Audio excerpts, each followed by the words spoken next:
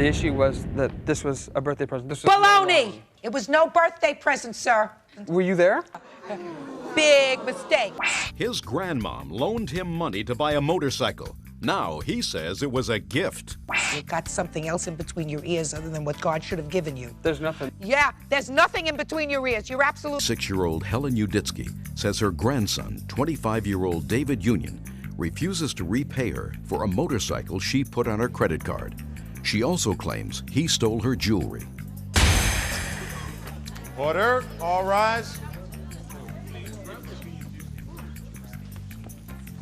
Yeah, this is case number 395 on the calendar in the matter of Uditsky versus Union. Parties have been sworn in, Judge. You may be seated. Ma'am. Mrs. Uditsky, this is your grandson. Yes. Was. Well, he still is. Your grandson. Yeah. You may be angry at him. Very. I assume so. If you filed a lawsuit against him, I assume he's done things to make you very angry. Yeah. But your lawsuit complains of really two things. The first thing is that you made a loan to him so he could buy a motorcycle. Is that right? No. It was put on my credit card. Did you go with him to the store to buy the motorcycle? I went with him to the store. How did that come about that you went with him to the store, Mrs. Uditsky? Because he was crying to me that he had no way of getting to work. He had the girl that he lives with, plus he's got 2 babies. And I felt sorry for the babies because half the time they weren't eating. There was no food. Were you living with him at the time? At that time, I had come from San Jose because I was so cold up there that I was staying there. And it wasn't going to be a permanent thing. It was just going to be temporary. I was staying with them at that time. Mandy just turned 4, and Cameron just turned 2. These are your 2 children, sir? Yes, ma'am. How old are you? I'm 25. And how old are your children now? They're 4 and 2. Are you married to their mother? No, I'm not. Why not? Good question. Well, I know it's a good question. That's why I asked it. Why aren't you married to their mother? Just hasn't got around to it yet. Some Financial reasons. But you live together. Yes, we do. She collect welfare? No. The children collect welfare? No. You sure? Yes. Any support from the state? No. None whatsoever. So why don't you get married? Financial reasons. What financial reason? What's the difference if you're living together? I'm just curious. Miss Uditsky, just give me a moment, please. I'm always trying to get information. See what this world is like now. Because we've decided not to yet, Your Honor. Why? You we made just 2 decided. babies. You can have 2 babies and not be married. Sure. Okay. Everybody does that these days. All right. That doesn't make it right. Doesn't make it right. We have not decided to get married. What kind of work do you do? Right now, I don't do any work. I watch my kids all day. And your girlfriend? She is a... Where does she work now? Nail money. What kind of work does she do? Accounts receivable on a computer. Uh-huh. And who supports the family? Well, I do part ways, like through bowling tournaments, and she does through working. You do bowling tournaments? Mm-hmm. What does that mean? I'm a bowler. Do bowling tournaments. Miss Uditsky, I'm not going to get to the jewelry yet because you also say that you believe that your grandson stole jewelry from you. He did. It was jewelry from my husband that my husband bought me. I have proof. My daughter's here. She will tell you the jewelry that my husband bought for me. And I swore up and down that if this ring had disappeared, he would be dead and I would be in jail. Because this is the last thing that my husband gave me. Now, they made their bar mitzvah together. Him at 13, my husband at 70. They had a 3-day affair. My husband's 2 wishes in life were to make a bar mitzvah, which he couldn't make when he was younger, and to go to homeland. After the bar mitzvah, I sent them to Israel, 15 days. You mean your husband and your grandson? Right. I couldn't go because I'm handicapped. I sent them there for 15 days. The first thing out of my husband's mouth when he come home is, Mama, now if God wants me, he can have me. He says, I've gotten the wishes I wanted. That was all of 1985. December 1st, 1985, my husband passed away. This is the last ring, and my husband bought me loads of gold. She'll tell you, he was always buying me beautiful things. 48 years. I love that man. There's another man in the world for me. What makes you think that this boy stayed in my bedroom when I had my hip broken in the house there from the dog, when the dog pushed me, and I was in the hospital for 3 weeks. I have a metal plate with 4 metal bolts here. He stayed in my bedroom. He stole the money from me, from in my drawers, from my purse. She'll attest to what was missing. She knows that he slept in my room and that he had everything available. I never hid money. I had always kept money in the house because the babies would come and they'd say, Bubby, we're hungry. Bubby, I'm hungry. Make me something, Bubby. Would you step up here? So Tell me your last name. Capricorn. It's Capricorn. You're his mother? Yes, sir. He has stolen from her. He has stolen from everybody. Has your son been in trouble during his teenage years? Yes. She would have to attest to it because when he was a baby, I was having problems of my own, and my mother and father took custody of him, and he didn't start staying with me until he was 16. But her and my father had taken care of him until then. Okay. Judge Judy will continue in a moment. She's still my sister, and to this day, I still consider her as my sister. But she is, in fact, your biological mother. Right. Real cases, real people. Judge Judy. Helen Uditsky wants her grandson, David Union, to return the jewelry and the money spent on a motorcycle. Let me tell you what this is. Your grandmother is so angry and hurt at you, which is why I've let her tell me this story, because she just had to get it out. Because it sounds to me as if she took on the responsibility of raising you for 16 years almost. Correct. It was probably something that she didn't bargain for, that she didn't necessarily relish, but it was an obligation that she and your grandfather took over when your mother wasn't in a position to take care of you, for whatever reasons. We don't have to go into that. And what she's saying is you haven't done the right thing to her, for her. You know, parents have the responsibility of raising their children, not grandparents. When grandparents have to raise their children, it's usually because their children screw up. And it's usually at a time when they have looked forward all of their lives to some peace. When you're 75 years old, you sort of figure you've paid your dues. You got it? I understand. Good. Now, why didn't you give back the money for the motorcycle? It was, under my understanding, it was a birthday present. Well, what makes you think it was a birthday present, Mr. Union? I was looking through a motorcycle magazine. I said I was going to have my friend AJ pick me up and go look at a motorcycle. I called AJ up and she said, well, why don't you have AJ take me and I'll put it on my card and this will be your early birthday present. It was just before my birthday. What birthday? Just in September, my 25th birthday. That way I can go to work and back and whatnot. That's it. So then let me ask you this question, Mr. Union. Why do you think that if that's the case, your grandmother is suing you for this money? Why? She's got all of her marbles. I'm telling you that right now. If it was That's not true, Your Honor.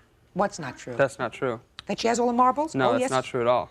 Oh, Okay, yes, it's true. After my grandmother had an operation, me and my girlfriend were smoking marijuana in the hospital room. You were? She was, no. The doctors had given her Demerol and caused her to lose her mind, Oh, yeah. basically. You mean forever?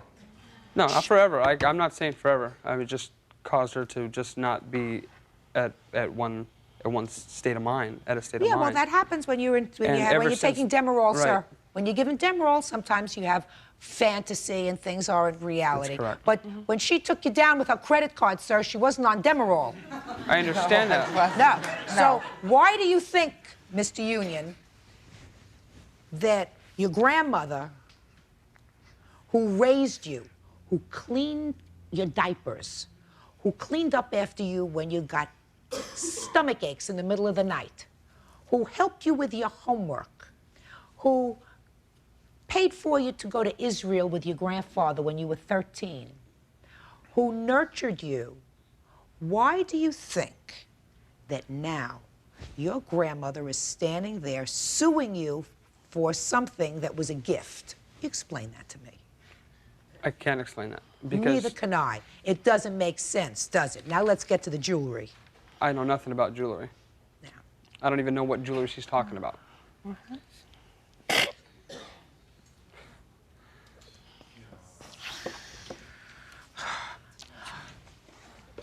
Mrs. Uditsky, That's enough. I don't know what kind of problems he has. I assume that you will tell me that he had access to your mother's room and stayed in your mother's room when she was in the hospital. Is that right? Yes. So he certainly had the opportunity to take property from her room. And I don't know whether he had the inclination, but he had the opportunity. But he was not the only person in that house, right? Right. Who else was in the house? His girlfriend, Her and two babies, and then Diane's father. He worked all day. So that, well, it doesn't take long to go into a room. Mrs. Uditsky, the problem is with regard to the jewelry that you got from your husband, whatever amount of money that I could award you, even if I were satisfied that you had been able to prove that he took it, would not compensate for the articles of jewelry themselves. Because what you're really saying is those are things that were precious to you. Very precious. But in a court, you have to be able to prove to me that he took it. Now, there's no question in my mind that he's a liar. There's no question in my mind that he's a liar. Thank you. That you put this motorcycle on your credit card because he asked you to do that. Bill from it. Because he asked you to do that, and he needed transportation. And this baloney story about it being a gift because you were on Demerol is just that you're losing your marbles. Clearly not the case. You are angry at him and hurt, but clearly you have all your mental faculties about you. But you still have to prove to me that he took your jewelry. He did take my jewelry. I know you say he did. He says he didn't. He probably did.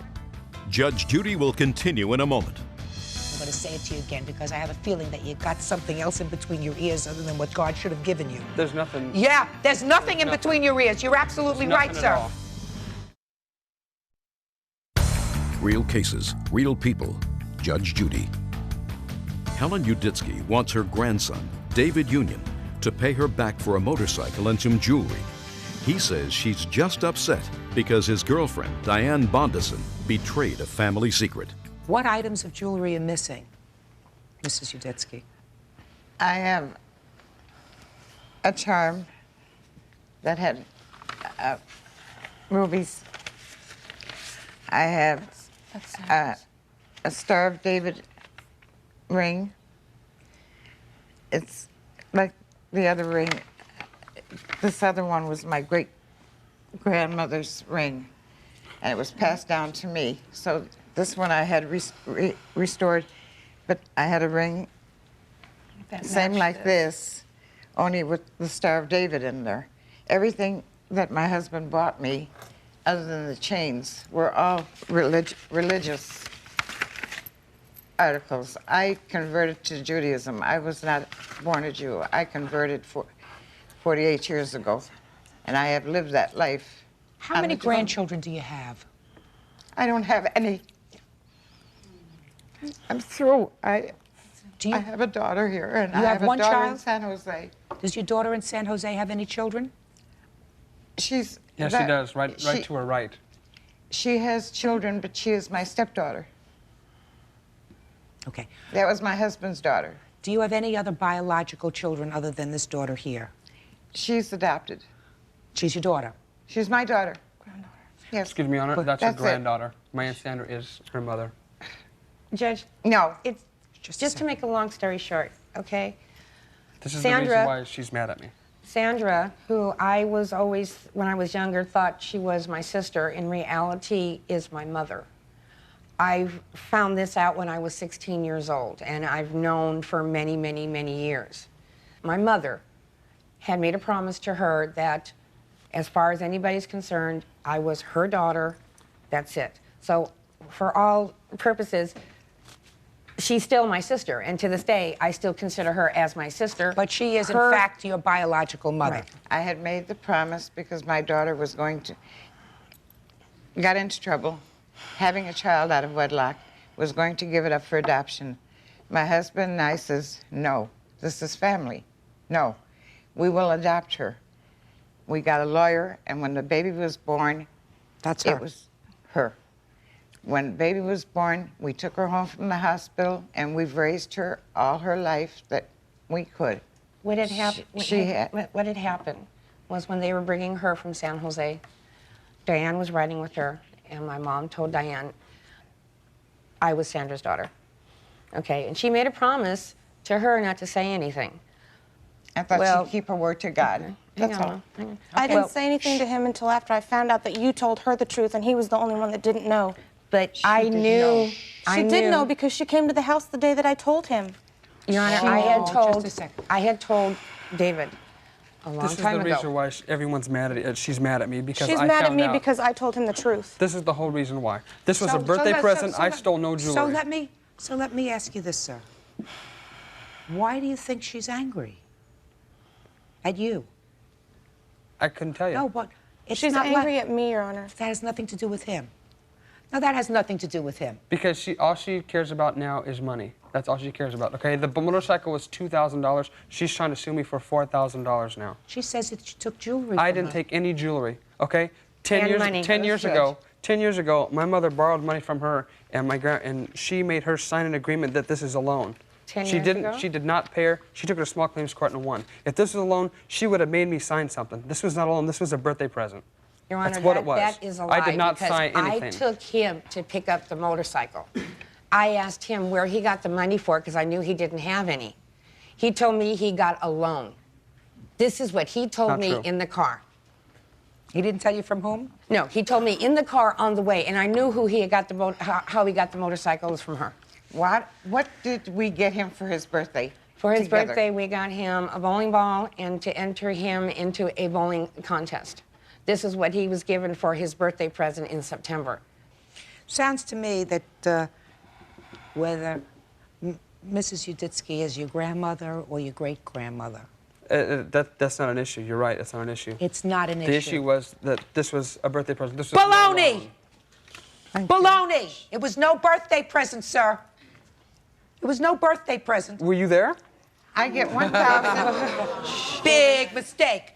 No, but let me tell you something. Common sense and this story suggests to me, and I've said it to you once before, I'm going to say it to you again because I have a feeling that you got something else in between your ears other than what God should have given you. There's nothing. Yeah, there's nothing in nothing. between your ears. You're absolutely There's right, nothing sir. at all. Nothing. Judge Judy is ready to rule.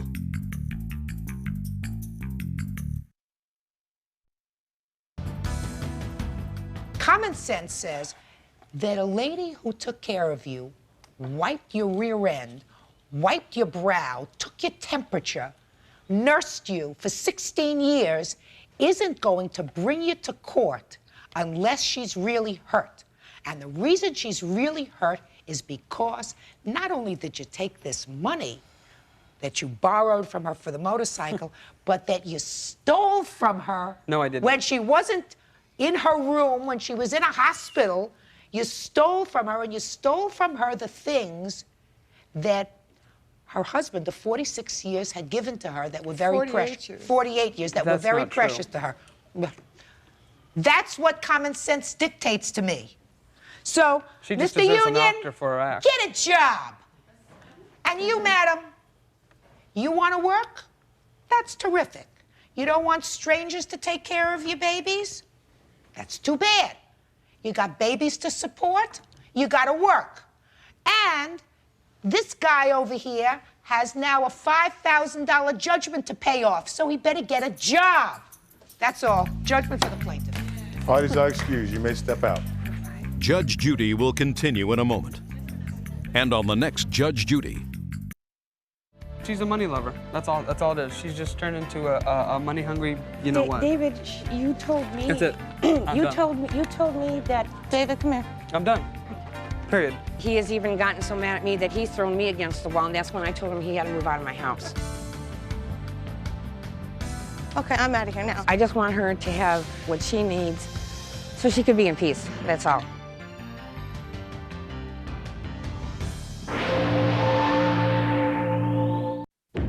This man here was very, very rude to me. Not only that, she says the film in his Hollywood Boulevard store was too expensive. Everything costs more in Hollywood.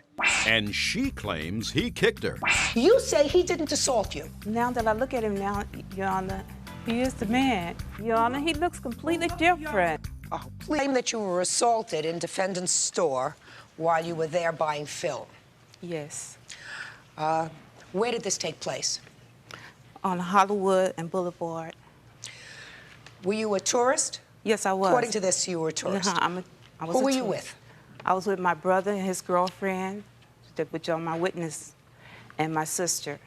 And you ran out of film. And I ran out of film, right. I ran out of film, so I went into this film camera shop to purchase some films. And while I was in there, this man here was very, very rude to me. Well, tell me exactly what happened. You went into the store and you said. And I went into the store and I asked him, do you have films for my camera? And he said yes. So I asked him how much the films were. And he told me, and then I told him I think they cost too much, you know. And so at that time, my brother told me, he said, well, you know, I know another place where we can go to get them a little bit cheaper.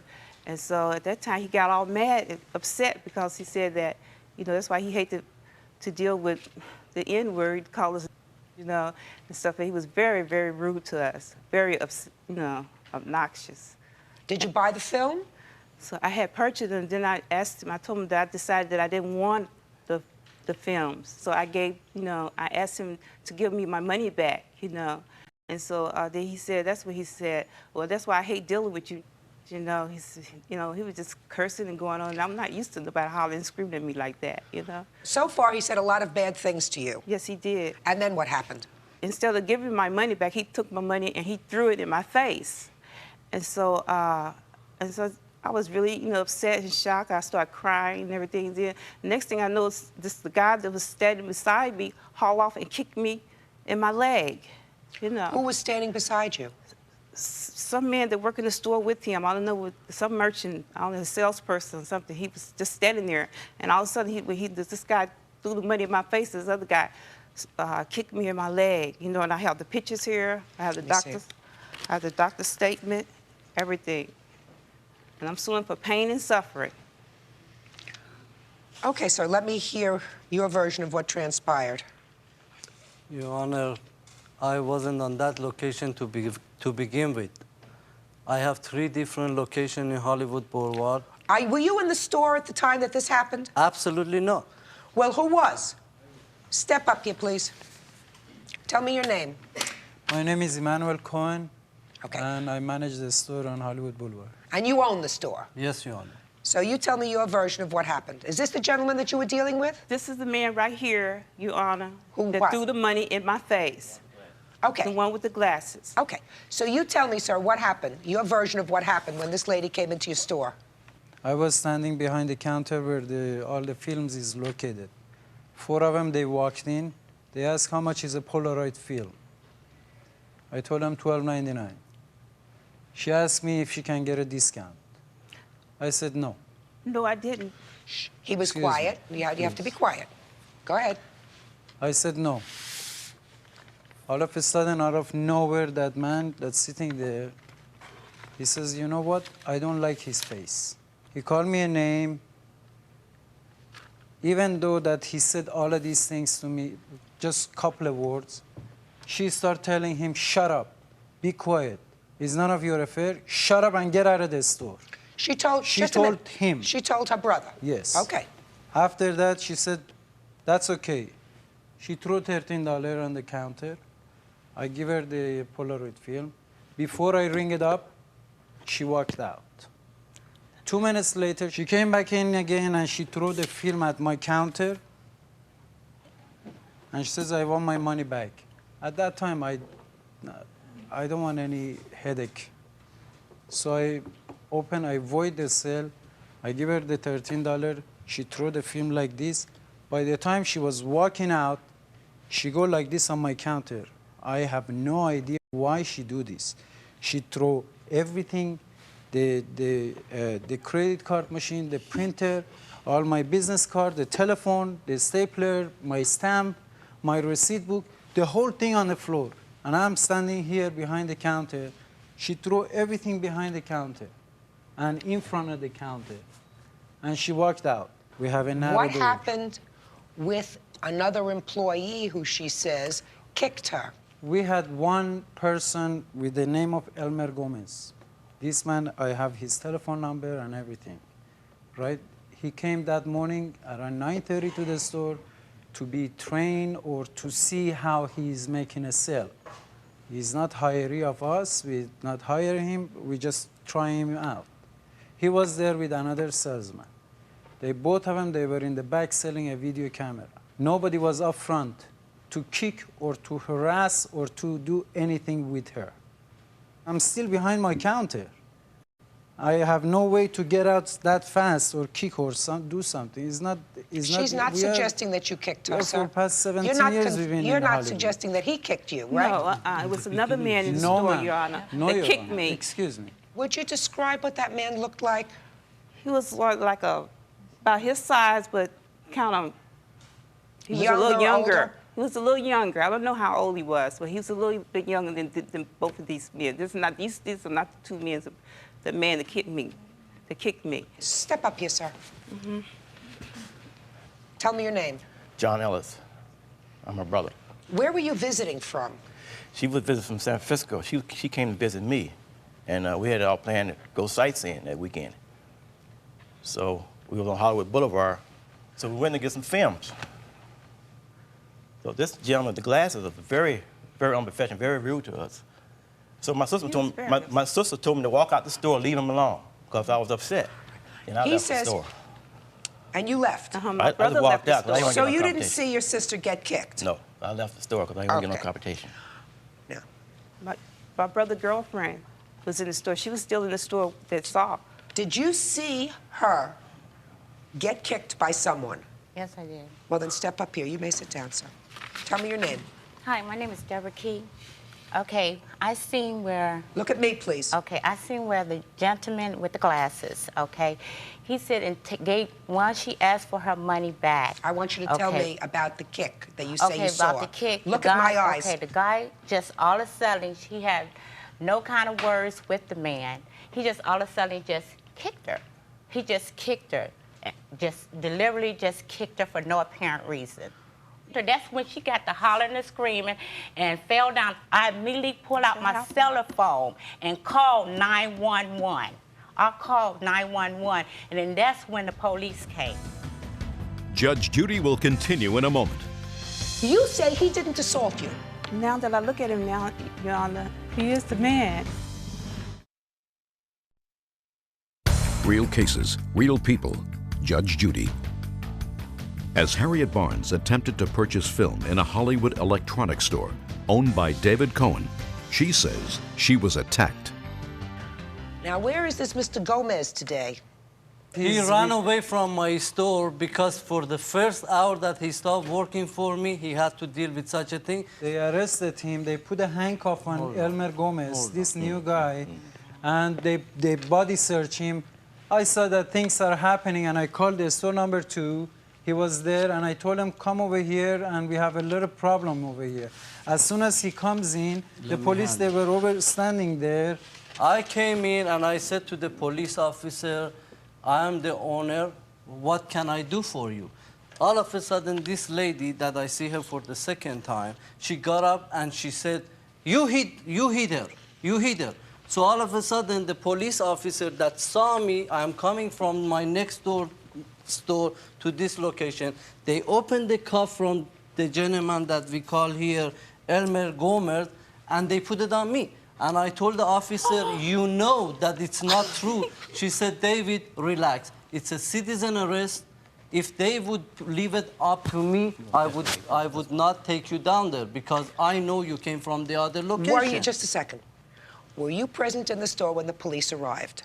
When the police arrived, Your Honor, I was out on the street, on the ground, holding my leg. Did you ever see this gentleman at the store on that day? No, I didn't.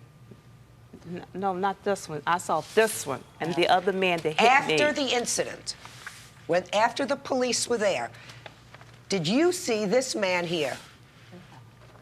This gentleman? Yes. Well, this one right here, yes. He was there after the police arrived. Did you ever see this man in handcuffs?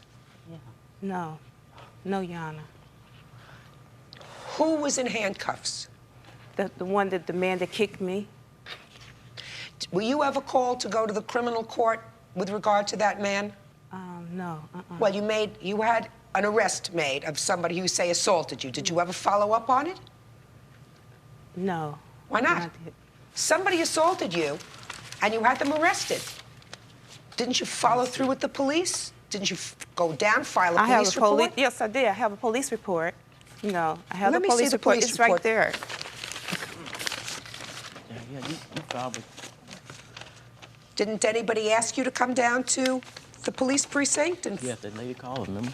Yeah, some lady. Sir, stand up here. Do you know anything about this? Yes, the lady So called. what happened? Because she lived in San Francisco, and I was taking care of all the business because she was in San Francisco, and she couldn't come back and forth. Well, what happened when the police called? They called me and told me that that we're going to court on the 16th. On the it was like 2 months ago. We were supposed to go to criminal court. Right. Then they called back and said it was thrown out of court or something. What do you mean it was thrown out of court? Why was it thrown out of court? I don't know. Did you come down to criminal court? No, because I didn't know that I was supposed to Well, your come. brother knew. You know. Just a minute. Your brother knew. She said we was on standby, that she'll call if she need us. That's what it was, The DA standby. told us. We was on standby, and she said we was for 10 days that she'll call us. I gave her my phone number and my cell phone number, and she'll call me. She never did call. She said if you don't call, then we don't have to come. We don't have to appear. So that's why we didn't go down. Give me the name of the district attorney. What was her name? We have the dismissal. I'd like to see it, please, and I may have to call the district attorney. I'm going to tell you what my problem is. I don't understand why people who have a legitimate complaint for an assault don't follow through with the criminal case and yet follow through with a civil case. Why wouldn't you follow through and want to see justice done? We have never been to a court before in our life. This is all new processes to me. Yeah, but you know, you came to a civil court to get money. Why not go to the criminal court to have justice done there? Okay, well, we did this, and we got subpoena, and I asked her, do we have to appear? She said no. Just a minute. This piece of paper says, Ms. Barnes, that you caused to be arrested Nasser Shlomo Cohen. Who is that? That's me, Your Honor. And you signed that you swore that he assaulted you. I see. Ms. Barnes, shh. Well, read what you wrote. Not anybody else. Read what you wrote.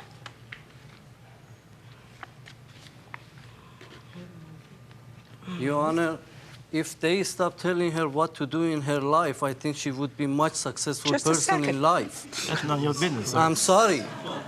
Now, let me see the rest of the papers, please. And get me the name of the district attorney, sir. I'll get that name for you. And Your Honor, may I say something again? Now, let me look at some papers, sir. Don't say anything yet. But you weren't there. I don't have a certificate of disposition about what happened with this case. It got dismissed, Your Honor. It's not here. You said to me, now I've read all the papers here. Did you find the name of the district attorney, sir? I have a phone number you can call. Sure. 213. Let me see the other papers that you have there, please. This is for the regular, All right. Let's see. All I want to make sure is as follows. It's your statement, madam, that you were perfectly prepared to proceed with the criminal case against the person who you said assaulted you, but you were never contacted to appear. That is what you told me. Is that correct? Yes. But you were never contacted, never told that you have to come down for a trial. No, I never got a phone call. Okay. Why don't you all have a seat, please? Please. Make room for your sister, sir. Oh. Get up. Judge Judy will continue in a moment. You just told me 5 minutes ago that it was somebody else Because he looks different, Your Honor. He looks completely different. Younger. Oh, please, madam. He does. real cases, real people. Judge Judy. Harriet Barnes wants damages she says resulted from an assault in a Hollywood electronics store owned by David Cohen. Bill, this is Judge Sheindlin. How are you? Good, thank you. Who are you, Mr. Great, okay. It's a very simple matter. I was given by litigants who were before me on a civil case a subpoena in a criminal case, and I do not believe that they appeared.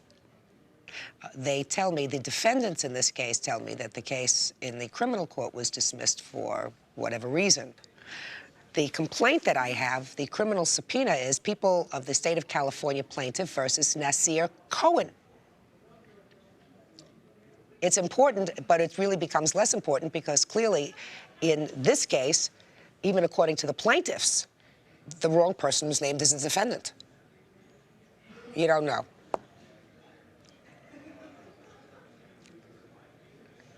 It's very possible. Well, I thank you very much for your time. I will try to ferret this out, but as far as you know, this case absolutely was dismissed, as it probably should have been.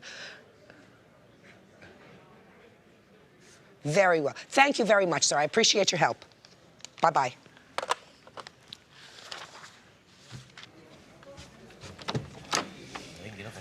Oh, I'm getting too old for this. I have a cold. I don't feel well. And something is not right here. Step up here. Step up here. I've been on the phone trying to ferret out what's going on. First of all, you step up here, too. I want you to take a look at this, sir.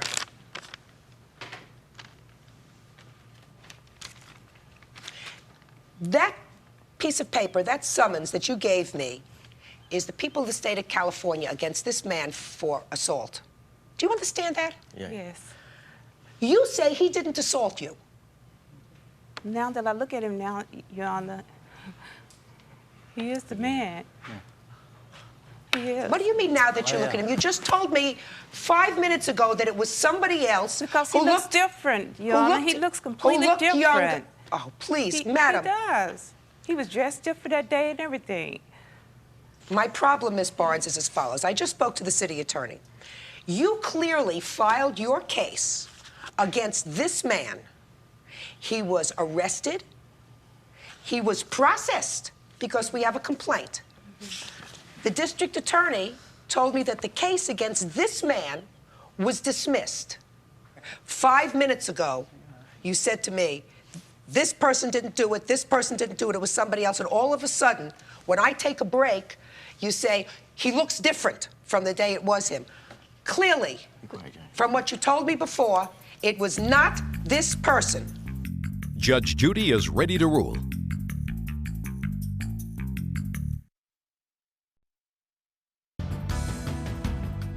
I am mortified that you came here as a tourist to have a good time, and you had what was a miserable experience. But you have to be able to prove a case.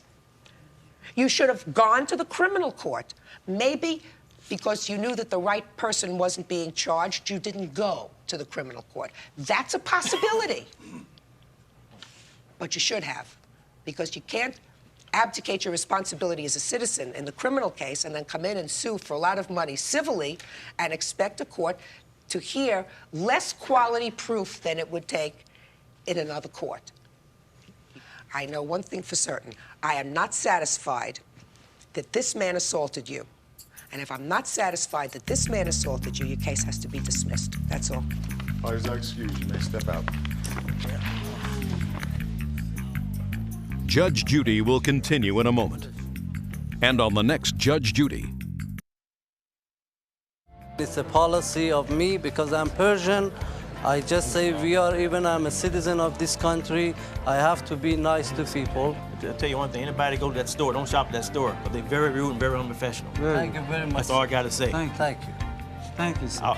I'll make sure that nobody else come to that store. No problem. We are here to make money, and this nonsense don't mean nothing to us. I'm sorry if they had a bad experience. And really, I'm sorry. Man, get out of here. Don't say sorry to me.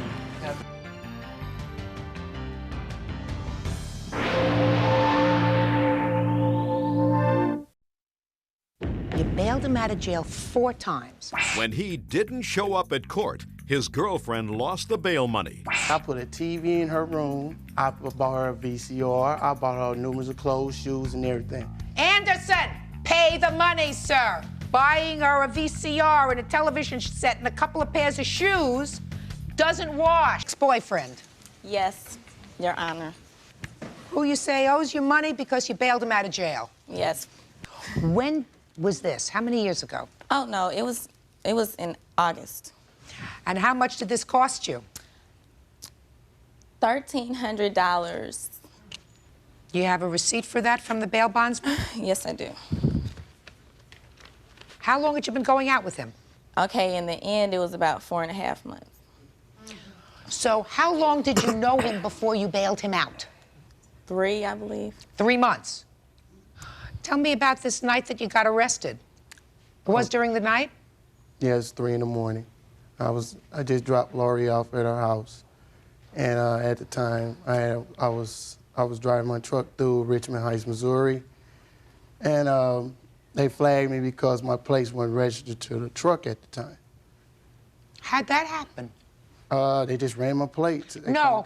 Oh, okay. How did it happen that you had the wrong plates on your truck? I had just traded in my Grand Prix and just had the truck for about a good week or so. Uh-huh. And they ran my plates. It was 3 in the morning, and they ran my plates and they flagged me, and that's when they got the warrants on me. Well, they flagged you down. Your plates didn't have warrants on them, right? Right, but you I did. did. Right. You did. So they said license and registration. Right. And when they looked at your license, bingo. Now, how many warrants did you have, Mr. Anderson? I had 14. 14 warrants. Yes, ma'am. You don't like to go to court, sir? No, it was just at the time I didn't take care of them. What kind of warrants were they? Traffic. All traffic? Yes, ma'am. Mm-hmm. So it's 3 o'clock in the morning in Missouri, and they haul you into jail. Yes. Correct? Yes, ma'am. And what do? You're entitled to 1 phone call. Who do you call? First person I called was my grandmother. She had a 3-way. And your grandmother said no. My grandmother, no, I knew my grandmother didn't have the money. First person I called was Mahisha Vance. I called her first because... Who is she? That is my girlfriend. Was she your girlfriend at the time? No, we had separated and I started dating her, but I was still talking to her at the time. So you called her first? Yes, ma'am. I called her for a simple fact. I had a paid lawyer at the time. And I called then, after that, I called Laurie Calloway, but no one answered. So I called my mother. I told my mother to go get my truck. Therefore, she had went over to Laurie's house and picked her up. And from what my mother was telling me, that they told Laurie that basically. Don't tell me what your mother says. Okay. They told anyway. Laurie. Did you speak to Miss Calloway? No, I didn't speak to Miss Calloway. I spoke to my mother. My mother went and got Miss Calloway. Miss Calloway got my truck. Then, therefore, I told her at the time, I spoke to Laurie when I called her house and asked her, did she have my truck? I got So you did speak to Miss Calloway? After I got to another municipality. So you're on this bus going from one place to another to satisfy all these warrants? Yes. And you did, in fact, at one of those locations, call the plaintiff? Yes, I did. Now let's talk about the bail. I spoke to Miss Calloway, and I told her at the time I had a paid lawyer. What did you tell her you had to pay a lawyer for? I had a paid lawyer I was going to get out. She decided she wanted to get me out before she go back to school so she could see me. Shh. You had to pay a lawyer. I had a paid lawyer. You had a paid lawyer. Plus, I had $375 in my property. Okay. And that she told me she bailed me out of all those counties. She only bailed me out of 3 counties because I had money in my property when I got locked up. What do you mean money in your property? I had money. When they locked me up, I had $375 in my property. In your pocket, you mean? Yes. Okay, so you had $375 with you. Yes. But you needed another $1,300 to get out of jail. It would have been like 900 or so with that. Oh. Because when I went to the county, when I went to Richmond Heights held me. I went to Wellston. I had $375 in my property because Richmond Heights didn't hold me. Ms. Calloway, relax, relax. Richmond Heights didn't hold me for a bond. They just held me for the other counties. Okay. Mr. Anderson. Yes. She spent $1,300 to get you out of jail. Now, I read something in here that you didn't show up once she got you out of jail. Did you default on this bail? I showed up for my bail. I showed up for my court cases. You did? Yes. Let me see the papers that you have. Yes, ma'am. You sure you showed up on all your cases? Think carefully. Did you show up on all your cases? Think carefully. Shh. That's very easy for me. Did you show up on all your cases, Mr. Anderson? I don't think so. Right. Shh. Right. And because you didn't show up on all your cases, the bail was forfeited. Isn't that what happens? Yes. Aren't you glad you told the truth? Judge Judy continues in a moment. I put a TV in her room. I bought her a VCR. I bought her numerous of clothes, shoes, and everything. I did not ask her to bail me out. She did this on her own. And later today. You want to be a bum? No. You're on your way.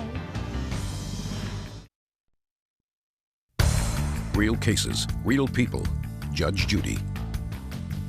Lori Calloway says she came to the rescue of her former boyfriend, Camise Anderson, and bailed him out of jail. Now she wants payback. Let me ask you this question. When you went before the judge and you got bailed out, did you promise the judge you would come back? Yes, it did. So you lied. Right? Hama? Well, you didn't come back. Did you forget? You forgot. Mr. You forgot, right? I probably missed one case. You forgot. Most definitely. Most definitely. Now, you want to tell me, sir, why you think you don't owe her this money? For the simple fact, if that was the case, then I should be counted suing her for what I've gave her. I've gave her numerous of things. I put a TV in her, I put a TV, that was before I got locked. I put a TV in her room. I bought her a VCR. I bought her numerous of clothes, shoes, and everything. I did not ask her to bail me out. She did this on her own. I had a paid lawyer, you know. And basically, I had a paid lawyer at the time. What is She your did this lawyer? on Your her- lawyer wasn't giving you $1,300 to get out of jail. What difference it make? You keep saying you had a lawyer. Anderson, pay the money, sir.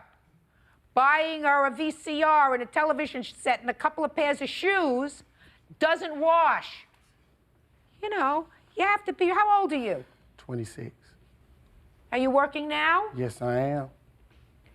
If you want to drive a car, you have to be responsible. If you get a ticket, you have to show up. If you don't show up and you have a warrant issued and the judge says to you, do you promise to come back? You got to come back.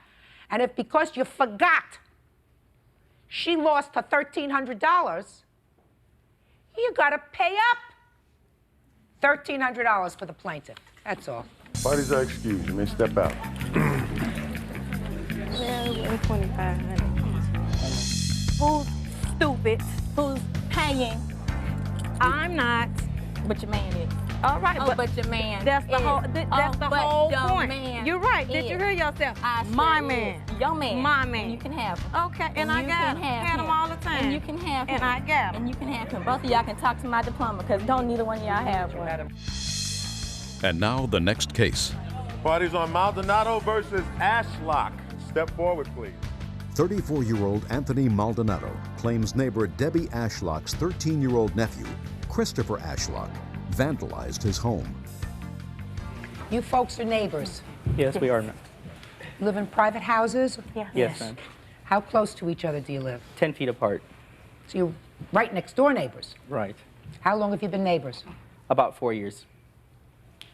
This is your nephew? Yes, The nephew at issue. that's correct. How long has he been living with you? 7 years. How There old was- are you, young man? 13. What's your name? Chris. Mr. Maldonado, according to your complaint, this young man causes a lot of damage to your property. Correct. Miss Ashlock says she can't be responsible for all the neighborhood kids. Whatever damage her nephew has, in fact, caused to your property, she's prepared to pay for. Let's hear about the fence, because the fence seems to be something that you agree you're responsible for, or this young man is responsible for. What happened to your fence, and what kind of fence was it? It's a cinder block wall that I ended up putting up on my own. She wasn't able to afford to pay her part of it. I did urge her to try to help me with it because it was a very large wall and it was Mr. expensive. Maldonado. Yes, ma'am. We're not going back to the flood, sir. I want you to tell me about the damage to the fence that he caused. He removed all the grout, ma'am. All the grout? Yes. Explain to me how he removed the grout from the cinder blocks, sir. He must have had a lot of energy because, he dug into the grout, into the blocks, with, I believe, some sort of sharp instrument, maybe a screwdriver or something. I saw both, actually him and 2 of his friends, who are my other next-door neighbors, doing that. Did you sue them? I did not sue them because I actually saw him with the device. And, Yeah, but they were all doing it, you said. well, they were all within the vicinity, yes. Eventually, they all admitted. All right, so how much did this cost you to regrout the fence? Actually, there was estimates for $60 to just regrout it, which isn't much. I guess it's mostly the principal. I've had a lot of problems with them. Let me explain something to you. Right. This is a court. Right. So if there was damage caused that you saw, or that you have a witness, and that witness saw, I'm prepared to hear that. So I want you to tell me, other than this grout, which costs $60, okay, so 20 bucks of that we will attribute to him because he was there with 2 other people who were probably all chipping away at the grout, right? Yes. And what were you using to chip away at the grout? Stick, Your Honor. What else did you see him do? I saw them throwing stones this one afternoon before I left for work. He and his 2 friends again over onto my yard. It's always happening on their side of the house. They were throwing stones. I alerted them not to throw any more. And when I left for work, I come back late at night. I noticed that there were cracks in my skylight. And it was raining, so it started leaking. I went up there, found out that there was also bricks up there that had been thrown up there purposely to crack my skylight open. But Mr. Maldonado, you didn't see who did that. I didn't actually see the person that threw the exact stone, no, Your Honor. Or the bricks. Right. Tell me, Mr. Maldonado, what other damage you actually saw, if any, Chris do to your home? I've had also an assault. I mean, that time that I caught them digging into the grout, they were assaulting me with dirt clods. That's one of the... Throwing dirt clods at you. Right. And some of them did hit me. All right, so what I'm gathering from this, Mr. Maldonado, is other than the business with the grout, you didn't actually see Chris here do anything to your property, but you surmised it was Chris and his friends because you're a pretty good guesser. Judge Judy continues in a moment. Every time Chris turned around, Anthony was blaming him for something that he didn't do. Excuse me, but the last 2 years have been very stressful with this neighbor. Real cases, real people. Judge Judy. Anthony Maldonado says his neighbor's nephew, Christopher Ashlock, damaged his property. No. You go to school? Yes. Did you get a report card last year? Yeah. How'd you do? Not really good. You know, Chris, I could have told you that. You want to be a bum? No. You're on your way.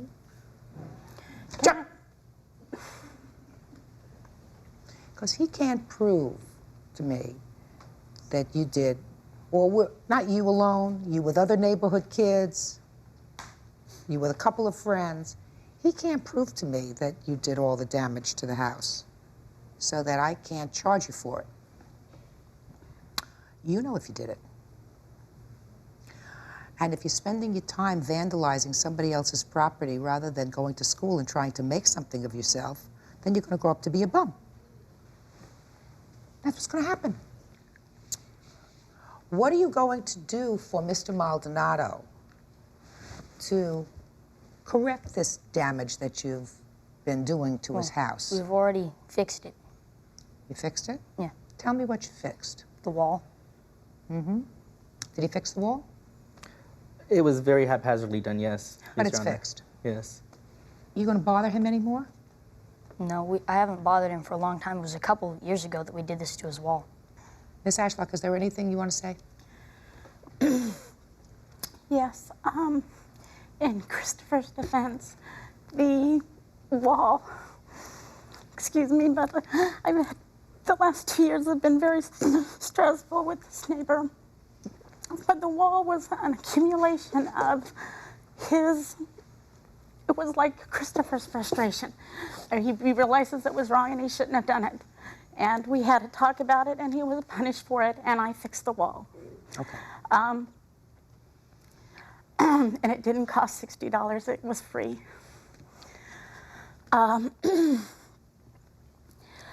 But in his frustration out of Anthony doing all these things to him, every time Chris turned around, Anthony was blaming him for something that he didn't do.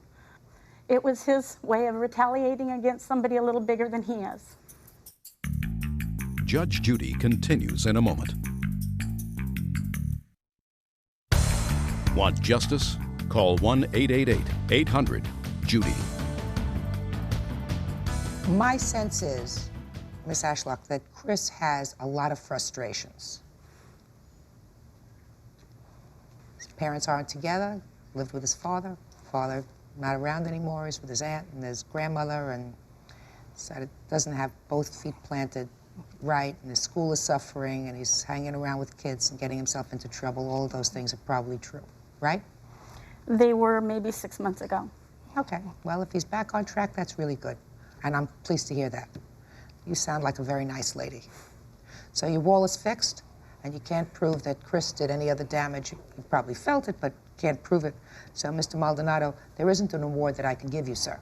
You understand that? I understand that.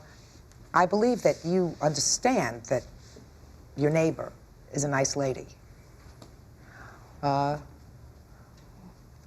is trying her best under difficult conditions. Right? I realize that, ma'am. Good. So, try to be understanding. And you got to realize that when you take on this kind of responsibility, sometimes there are problems and you got to deal with them. And I do, I try to. I know you do. I wish you a lot of good luck. Thank you. Because it's going to be, how old is your niece? 10. How do you do in school? Good. Yes? She's on the honor roll. Great. I'm pleased to hear that. Good luck. Thank you. You're welcome. That's all. Parties are excused. You may step out.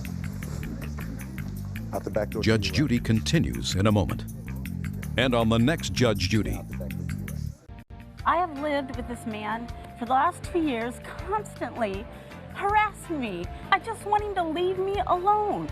Just forget I live there. You stay on your side of the fence, we'll stay on ours. I will. Just have your kids, not vandalize my property. Do not vandalize your property. Well, she didn't know the entire story. Their family's clearly dysfunctional. They have problems. They can't seem to relate to anyone else besides within themselves, their own family. And I'm probably going to have to put up with it until I move or until something else happens.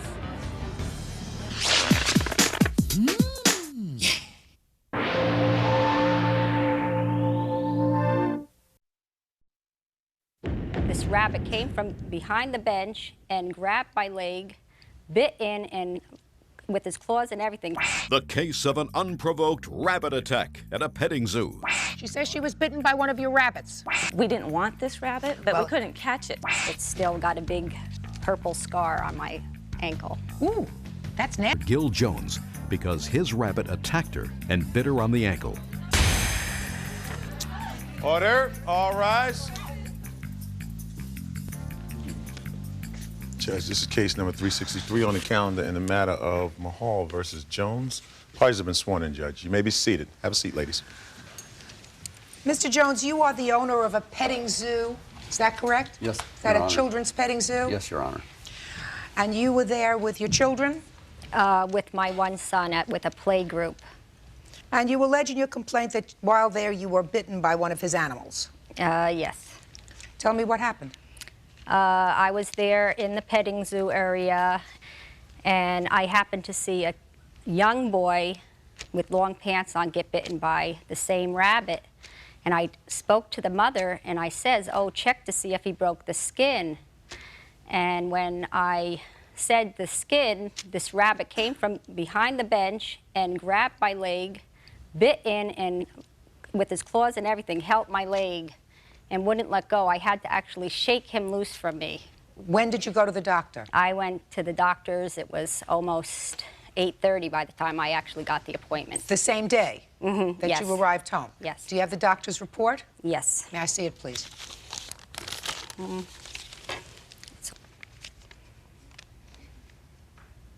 I see, August 21st. Okay, clean wound, and then you were given some augmentin. Augmentin. Okay. Okay, sir. She Your says she Honor. was bitten by one of your rabbits. I won't deny that, Your Honor, because it happens occasionally.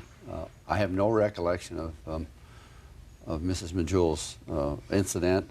However, I might defer to my wife, who was in the barn at the same time we were. We were very busy that day, and she recalls offering some aid to some lady that came and mentioned that someone had been bitten by a rabbit. Where's your wife? It's my wife, Millie. Could you step up, please? Do you remember this date in August? Do you remember this lady? I don't remember the lady. I remember when the letter arrived and it said Oceanside. I remembered the group that arrived on the train that day at the farm. Did you, in fact, assist someone who had been bitten? A friend did come to me. I work at the entrance, and said that her friend was bitten by a rabbit in the petting area.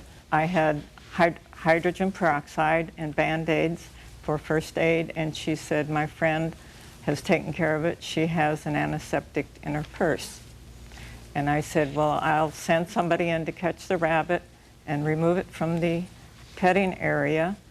If when you see them, point out which rabbit it is so we can remove it. Mr. Jones, I am going to show you a document that's entitled General Liability Notice of Occurrence of Claim. Yes.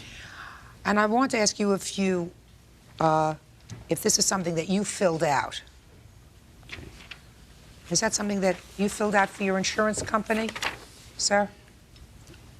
What I did, I sent a letter to the insurance company along with Mrs. Majul's letter explaining, to the best of my knowledge, after talking to my wife, the situation. Okay. And this document is fairly accurate, yes. Okay. Now, I will tell you that this came along with your statements, your complaint and your answer, along with several other documents that you wish me to consider.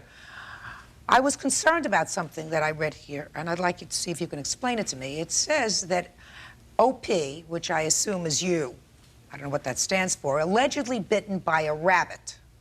However, rabbit did not belong to you, captured rabbit someplace, and placed it in a cage there at the petting zoo. Now, do you remember who said that?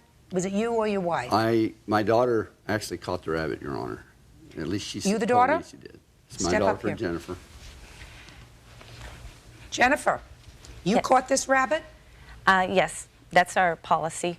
If one of the rabbits maybe gets too much handling, or they get sometimes too much handling, and we take them and put them in a cage in the back. No, it says rabbit did not belong to you. Right. It was captured Someplace. I don't know about the captured part. Well, that's what it says. Captured rabbit someplace and placed it in a cage there at the petting zoo. Does that mean it was captured someplace outside of the petting zoo? It was a wild rabbit? What it is the public on occasion, if they don't want their animal anymore, excuse me, will drive by and let it out. So this rabbit was hanging around the petting area because of the other rabbits. Do you know that for a fact, or is this something that you... No, I know all the animals there, and this was an unusual rabbit. So this was not a rabbit that was supposed to be on your petting farm, is that correct? Correct. When did you first know that it was there? It had been there probably 2 days, and you have to kind of see our place to understand it's hard to catch them. What do you mean it was an unusual rabbit? Unusual. It wasn't one of ours. I know them, and I knew it wasn't ours. Judge Judy continues in a moment. This rabbit was not our rabbit, and we didn't want this rabbit. Unfortunately, what you're saying to me is only making matters worse, Miss Jones. And later today, show me since May your checks to sign and travel. Did you hear what I said? I said there isn't any. There is. I haven't paid since May. real cases, real people. Judge Judy. Lori Mahal is suing zoo owner Gil Jones because a rabbit attacked her. Gil says it wasn't his rabbit. I have another question for you, because something that's concerned me. When you bring these animals into your petting zoo, are they tested for rabies? Julie Ryan, she's the vet at the Orange County Animal Shelter. She comes on a regular basis to check the animals. They don't vaccinate rabbits for rabies, nor do they, if you were to get bit, they don't come and quarantine them. Why? Because that's what she told us. She's a head vet at the animal shelter. I called them to have clarity on that matter, and that's what... So you mean to tell me that you can take in a wild rabbit, because as far as you know, this could have been a wild rabbit, wasn't one that was bred in your facility, and they are not vaccinated for rabies? They don't vaccinate the rabbits for rabies. But this rabbit was, it was not our rabbit, and we didn't want this rabbit, but we couldn't catch it. So the shelter did come and take it. They came and took it. Unfortunately, what you're saying to me is only making matters worse, Miss Jones, and I'm going to tell you why. Because according to you, you saw this rabbit on your premises for at least 2 days before this incident occurred, and it was not removed. You knew that it wasn't a rabbit that belonged on your premises, so you knew that it wasn't one that had a history of being gentle and being used to being touched. And yet you permitted all these children to come and play in your petting zoo, despite the fact that you knew that this one animal was not one that you could vouch for. This was an animal that you knew you had not seen before, did not belong there, and and you knew that at least 2 days before this lady was bitten. So you're liable for her injuries. Now, what do you believe your injuries are? Okay. Is the question. You were bitten by a rabbit. I was bitten, and I still have the scars, and I have pictures here, and these pictures were taken a month after the bite. Let me take a look at them. You can see the scar, and I can also show you the leg. It's still got a big purple scar on my ankle. Well, I would like to see it.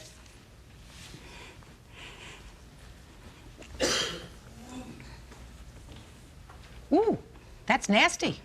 And this is 4 months. That is nasty. You say that you missed work. Yes, I missed 41 hours of So you missed a week's worth of work? Yes. And how much, why did you miss that much work? Because it was still painful. What kind of work do you do? It was swelling. I work on my feet. I'm a cashier. So I couldn't stand on my feet. So you missed a week's worth of work. You had certain medical bills. They were minimal because you covered, your medical bills are covered. Your request is for $1,250, and that, I assume, includes pain and suffering. Yes. That's a minimal request, Mr. Jones, quite frankly. You are absolutely liable for this rabbit that was on your property. And sometimes unfortunate things happen, I'm certain. But in this particular case, it's even more egregious, sir, because you knew that this rabbit did not belong on your property. You had no idea where it came from. You had no idea whether it was a wild rabbit and could have been infected. And you did not, according to what I've heard today, exercise due care in removing that rabbit immediately from your premises, which you should have. The rabbit bit her. And she's entitled to be compensated. 4 months later, she still has a substantial scar as a result of this. Judgment is for the plaintiff in the amount of $1,250 as requested. Thank you. Thank you, Your Honor. Parties are excused. You may step out.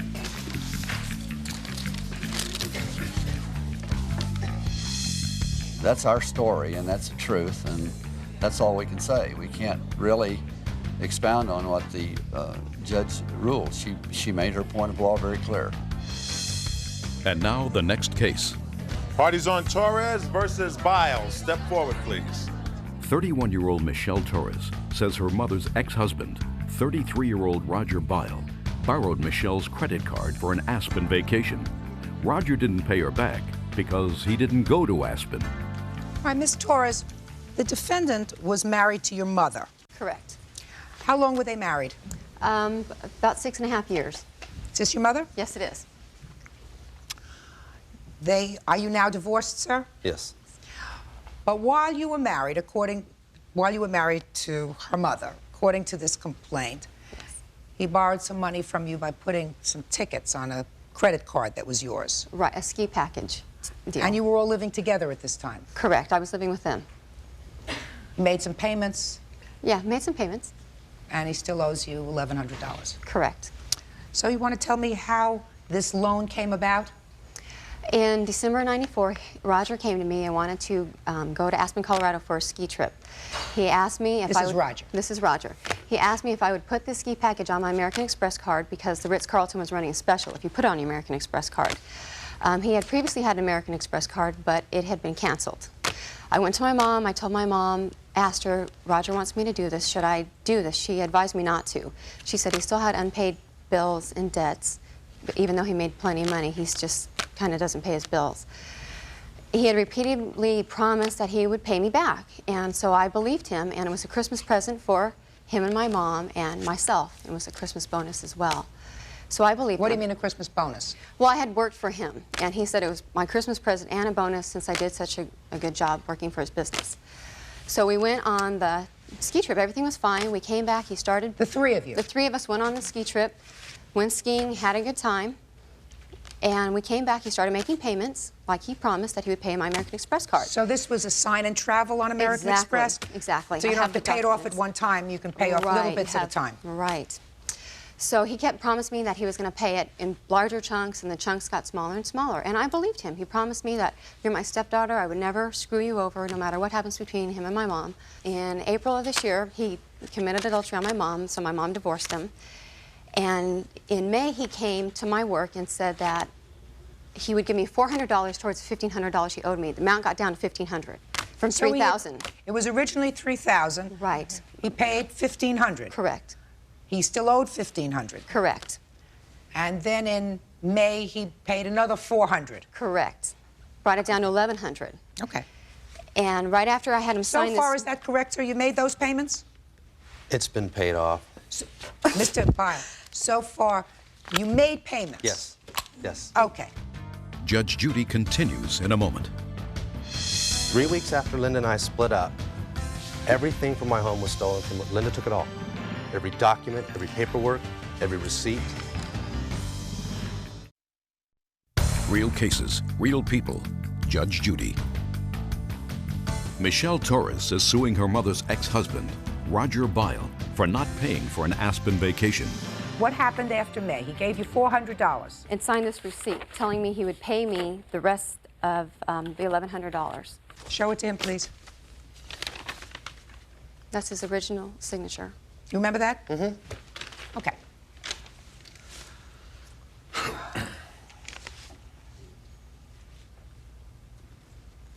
So, after May, did he make any payments? No. Okay. Why not? The debt she's talking about for the Aspen trip was paid in full. No, it wasn't. Judge, don't speak. The tickets that she's talking about that was on the sign and travel was for a trip for my ex-wife to go to Europe with her other daughter, and later on I found out her first husband. No. That was put on sign and travel. The Aspen trip was paid in full. Show me. I have no receipts. Just a second. How much was the Aspen trip, sir? About $3 grand. Well, show me that you paid the $3,000. I'd love to, Your Honor. 3 weeks after Linda and I split up, everything from my home was stolen from Linda took it all. Every document, every paperwork, every receipt. Mr. Bile, so what you're saying to me, sir, is that you acknowledged that you put $3,000 on her sign and travel. Correct. And I didn't. Michelle did it. It was an agreement we had at home. She lived with me at the time. But that you agreed to pay for it, and you did, what you just said to me was it was paid in full. Yes. But you do not have any receipts to show or any checks. I don't have them. I had to give them to another court. Well, Mr. Bile, I'm not so sure that you can't get duplicate copies of every check, sir. But I'm looking at your answer, and your answer says, if I am liable for this debt, I hope you will recognize that it's a community debt and a 50-50 split with my ex-wife, as well as the $4,000 I already paid. So in one respect, you say to me here, sir, that you've already paid it. I have And paid. here, you say, if it is a debt, half of it should be hers. There was $1,500 left on the debt. I don't say there wasn't. The Aspen trip was $3,000. The Europe ticket for Linda was $1,500. That's the rest of the portion that needed to be paid. There was two separate things that went on her sign and travel. When do you say she came into your house and took all the records? It's about 3 weeks prior to that. 3 weeks prior to what? To the signing of that receipt. Okay. The reason I signed that receipt is because they said it's the only way I could get back some tax documents I needed. I know that you say you signed this thing under duress, sir. I'm not interested in that. You don't look like the kind of man who would sign something under duress. Judge Judy continues in a moment. So what you're telling me is 3 weeks after they allegedly took all this stuff, you signed this document indicating you still owed her $1,500. Yes. Okay. So that your story to me, Mr. Bile, does not have a ring of truth to it. Because if you say she stole all your documents prior to this, then you should have all your documents subsequent to this. And if you admitted that you owed her $1,500 in May, you should have everything after May to show me that you paid her, because you say it's paid in full. I haven't paid since May. Well, why not? Because I never, first of all, never got contacted from her or sent an invoice or any kind of documentation how much the payment was. What do you mean how much the payment was? You signed something that said $1,500. These were monthly payments that were set up. Just a second. You had been paying sign and travel. Your Monthly. checks went to your checks went to sign and travel, correct? Show me since May your checks to sign and travel. Did you hear what I said? I said there isn't any. There is. I Why haven't not? paid since May. Then I'm asking you again, sir. You had paid before May, and you say you don't have those checks because they were all stolen. So since May, you should have the checks if you in fact paid. And if you didn't pay, then according to this signed document, which is a note, you still owe her the money, which is, at this point, $1,100 because you paid her $400 in May. Okay. Judgment is for the plaintiff in the amount of $1,100. That's all. Thank you. Parties are excused. You may step out. Judge Judy continues in a moment. And on the next Judge Judy. Forget it. I'm done. I'm done. Loser. Forget it. I'm done. I told you to I'm keep sorry. away. I'm sorry I said something like that on camera. Completely I'm lying. sorry. I'm sorry. He's done nothing but he's dirt. just want to have fun, fun, fun all the time. It doesn't matter what he does. He just enjoys the fun and throws everybody else away and everything away. Never pays his bill. Never does anything. Yeah. All he does He's is slime. care about himself. He's slime. He's slime.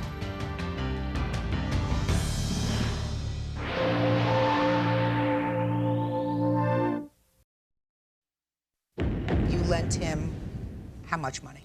$1,500. Now that they've split, she says the money was a loan. He says he owes her nothing. And she said that if I needed it, she would give it to me, $1,500. You know when a loan becomes a gift? When the relationship is over. Did you ever hear that? I've never heard that one. Nor have I. Good, because I just made it up.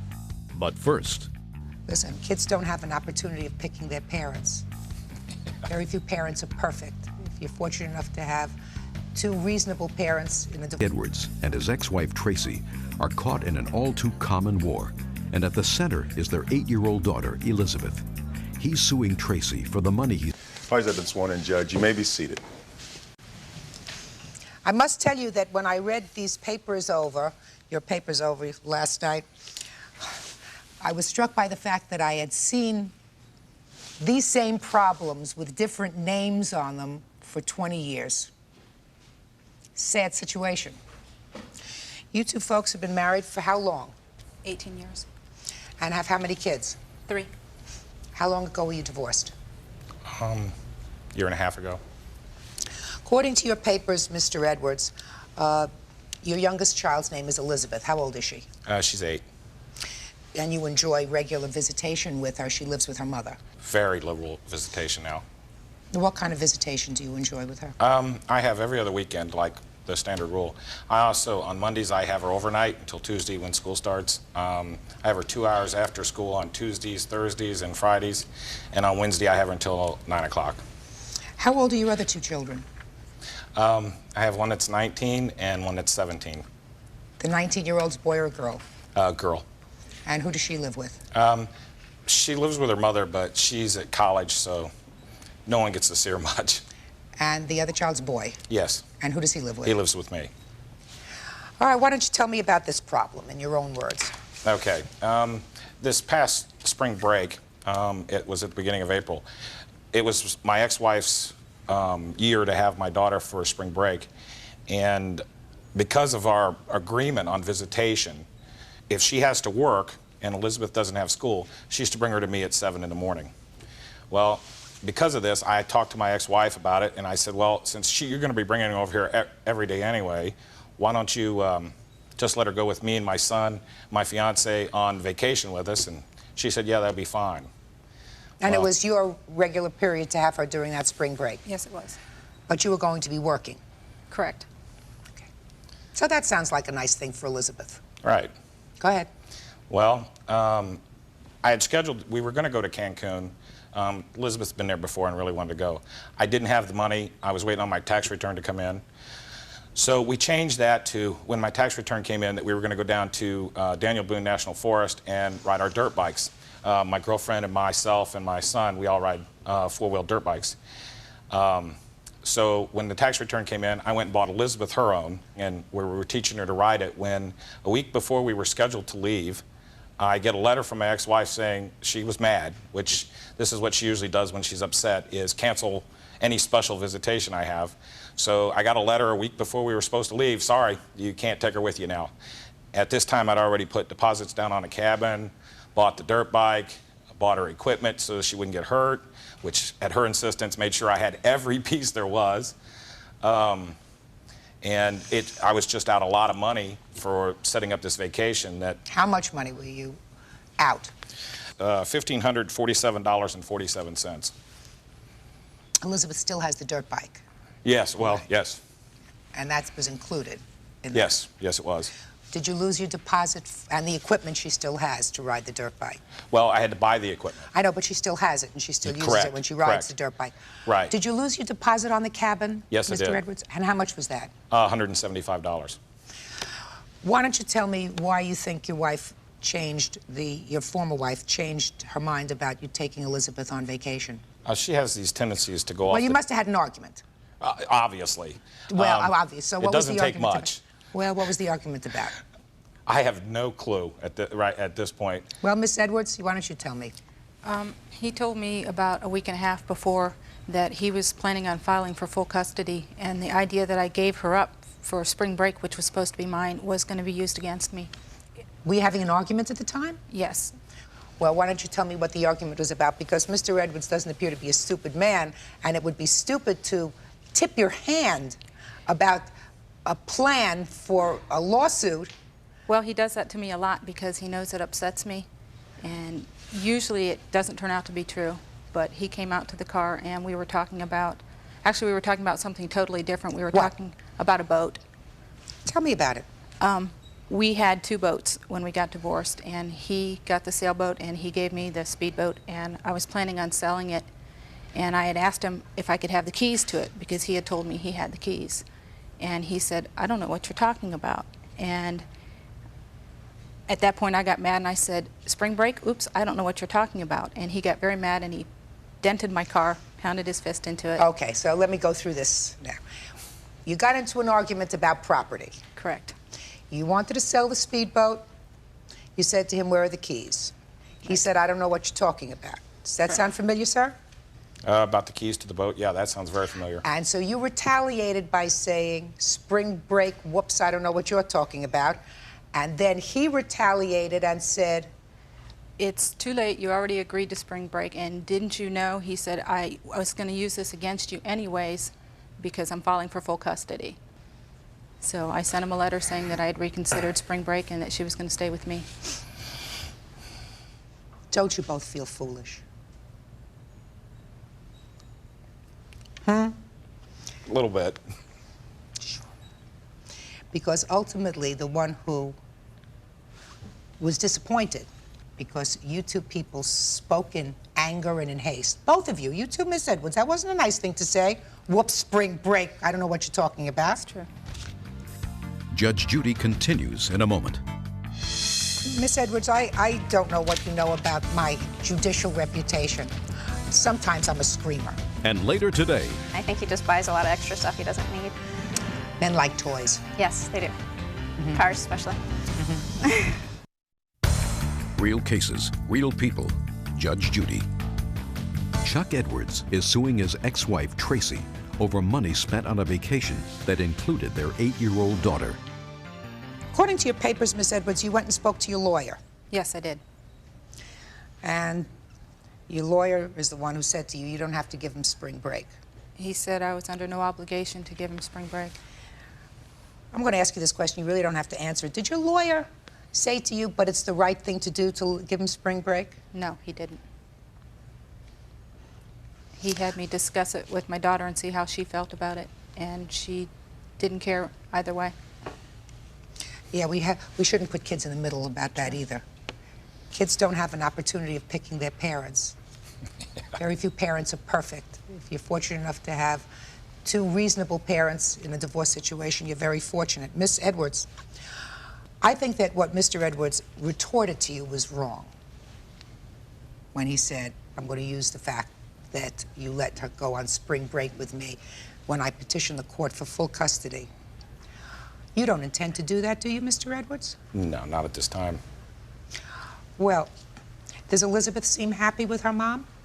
She seems, for what she's gone through, she seems very well adjusted. It's amazing. Well, then that's a credit to both of you. Sounds to me as if you're 2 very nice people who got into a very stupid tiff. Miss Edwards, I don't know what you know about my judicial reputation. Sometimes I'm a screamer. I find it difficult to scream at you. I think that you're a nice lady. Thank you. And I don't think that the canceling of this trip is hopefully indicative of the way you do business. I also, Mr. Edwards, don't think that your response to your wife when she said the wrong thing to you, which was, whoops, spring break, what's spring break, and your retort to her, I'm going to seek full custody because you were angry, was appropriate. So I think that you were both wrong. Your out-of-pocket expenses were $175. You're going to split them. Sounds fair. Is that fair? Yes. Mr. and Mrs. Edwards, I wish you good fortune. You owe him $87.50. Okay, thank you. Thank you. Parties are excused. You may step out.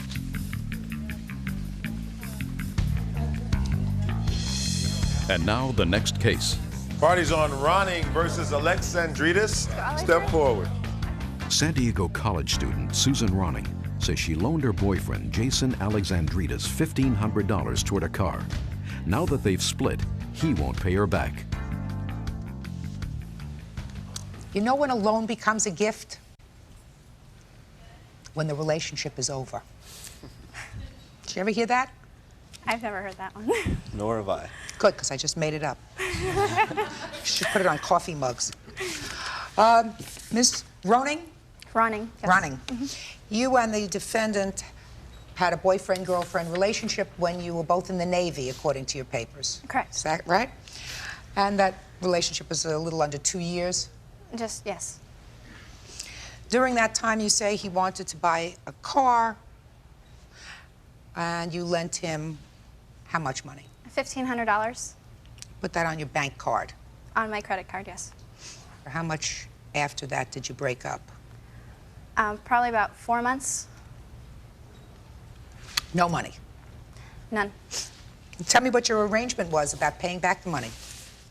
The loan happened in October, and I gave him till April to be able to pay me back. And he hadn't paid me anything since then or ever since. Did you talk to him about it? Yes, I did. And even when we were breaking up, I asked him about it. He said, don't worry about it, I'll pay you. I'm good on the money. And I trusted him, believed him, because he's paid me before. I have loaned him money before, and he has paid me back. And so I had no problem with it. And Why so, was he always in need of money? I don't know. Did he ever lend you money? No, he's never lent me money. I've always been more financially stable than he has for some reason. I think he just buys a lot of extra stuff he doesn't need. Just guys, you know. Men like toys. Yes, they do. Cars especially. Judge Judy continues in a moment. She's like, well, you know, don't worry about it. It's close to Christmas. Meaning that it was going to be like a gift. That I told her, I said I was not going to be able to pay her back. She said... You told her that? Yes, ma'am. Real cases, real people. Judge Judy. Susan Ronning is suing her former boyfriend, Jason Alexandridis, for money she says she loaned him for a car. What kind of car was this? 1993 Ford Explorer. Why didn't you pay her back the money? To back up a little bit, she needed a car. So I had a 1989 Nissan 240SX that I sold to her. She only had $5,000, and I still owed $7,500 to the bank that I borrowed through. So I'm still paying on that loan today, and I have the loan paperwork with me. I just basically, the bank released the title to her in her name and kept the $2,500 on the loan to my signature that I'm still paying on. So she gave you the $5,000. She gave me $5,000. You were living together at the time. Correct. Okay. You didn't make a gift of the car to her. No. And you were living together. Correct. So, let's go on with the story. I was getting to the point. Anyway, so the leftover that I was still paying on was just kind of, you know, that was the limit of her money, so I just told her I would just, that was it, pay on the rest. Because I owed $2,506 extra, okay? So later down the line when I needed... You had another car. Right, I needed to buy another car months later. No, but you had another car when you sold her this car. No. So you were both using this car when you were living together? Yeah, for a few months, period. So for the few months, you sold her your car, she paid you for it, and the two of you together only had one car. Right, but she Just a second, you have to think about where he's going and think about whether he's hurting you or not by this story. Okay. Yeah. What's wrong? Then you needed a car. I needed a car, so we went looking for cars together. She went with me. And we went to the Ford dealership, and we found the Explorer that I wanted. Now, I only had $1,500 down payment of my own money, and we needed $3,000, okay? And I financed the Explorer through my own lender, private bank. Susan gave me $1,500 from her. Well, tell me how that came about, sir. You went looking for the Explorer, you went into the store, you had a salesman, he came over, he showed you this car. Let me hear how it happened. Well, we just took it for a test drive. Yes. We liked it. And Susan and I had the conversation there at the dealership when they were gathering paperwork. I said, well, I don't have, you know, they were trying to make the deal. And she wanted to...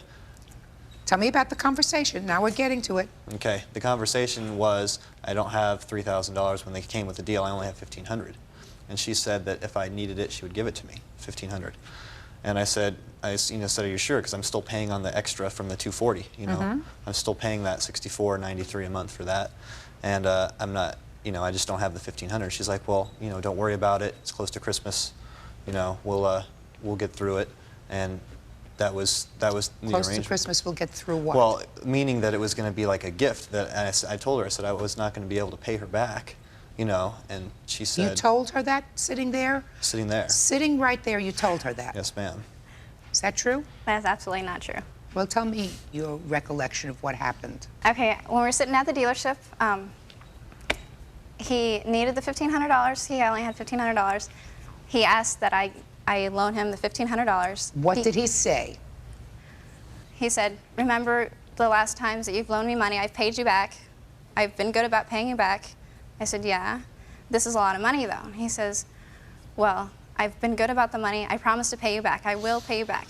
And I said, well, if you want this car and you want to make this transaction, I don't mind doing it as long as you pay me back. And he agreed to that. He said, fine, I'll pay you back.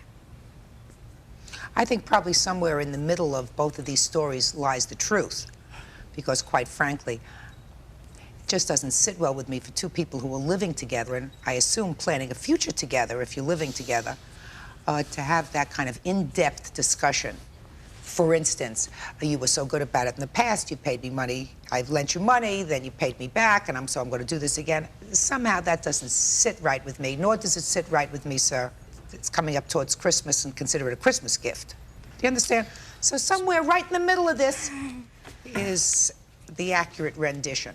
Now, when for the first time did you ask him back for the money? I asked him in April. I talked to him before when we broke up, because we broke up before April, if he would pay me back. He said he would. When did you break up? We broke up in January. Had you both decided that it wasn't a good relationship? There's been other, he's kind of abusive and a little, he's very angry, he's an angry person. So I broke up with him. Okay, you broke up in January. Yes. And you were paying your bank card all this time? Yes, I'm paying my bank card. I had money on it already, and so I had interest accumulating. And so I still haven't been able to pay everything off because I'm still going to school. I'm a student at San Diego State, and I'm taking loans out. I take financial aid. There's no way I can give anybody money. What do you do for a living, sir? I was in the Navy for 4 years. What are you doing now? I'm still in the Navy now. It's my last week. I'm actually checking out of the Navy this week. How much is the interest that you've paid so far? I called the bank and I asked them. It's $325 accumulated with no payments. So it's a little less than what you're suing for. You were suing for $2,000. So Yes, it's just less to than make that. sure it would cover. That's my advisor said just to do that. So, sir. Yes, ma'am. Do you owe the money? I don't believe so. But I'm not sitting up there, so here I am. Judge Judy is ready to rule. Listen, she purchased a car from you, even when you were together. You had payments on that car. Through love and affection, you could have said to her, listen, don't pay me any money for the car. I want you to have it because I want you to have a safe car to drive. You didn't do that. I couldn't afford to do that.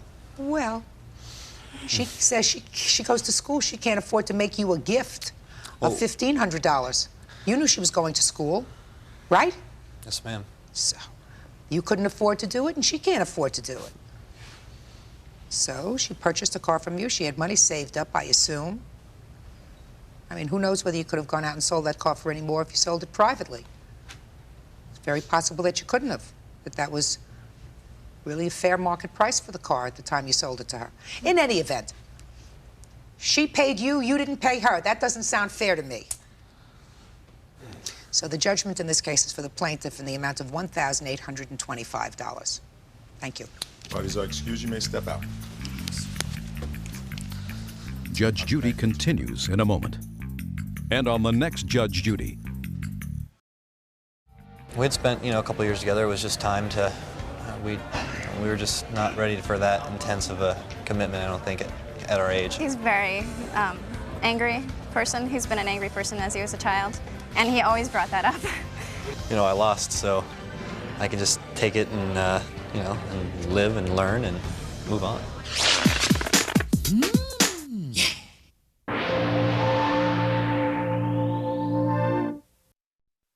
He pulls me by my hair. Did you ever pull her hair? No. They fell in love when she was just 15 and had a child. Now it's falling apart. This 18-month-old baby, they have two morons for parents. You screw around with a teenager and make a baby with her, and that doesn't mean that your life's going to be easy. Yes. From what I gather from these papers, you two children have a child. Yes. And how old is this child? She's 16 months. How old are you? 23. And how old were you when you had this baby? Oh, it was right after my 16th birthday. Were you Or living right at after my 17th birthday. I'm sorry, Your Honor. Were you living at home then? I was living with him, and then like about 2 weeks before I had the baby, I was getting no support from him, so I moved back in with my mom to get some support. Then right after I had the baby, then I moved back in with him. You live at home? Yes, I moved back there about 4 months ago. So you live with your mother? Yes. And father? No. Just with your mother? Yes.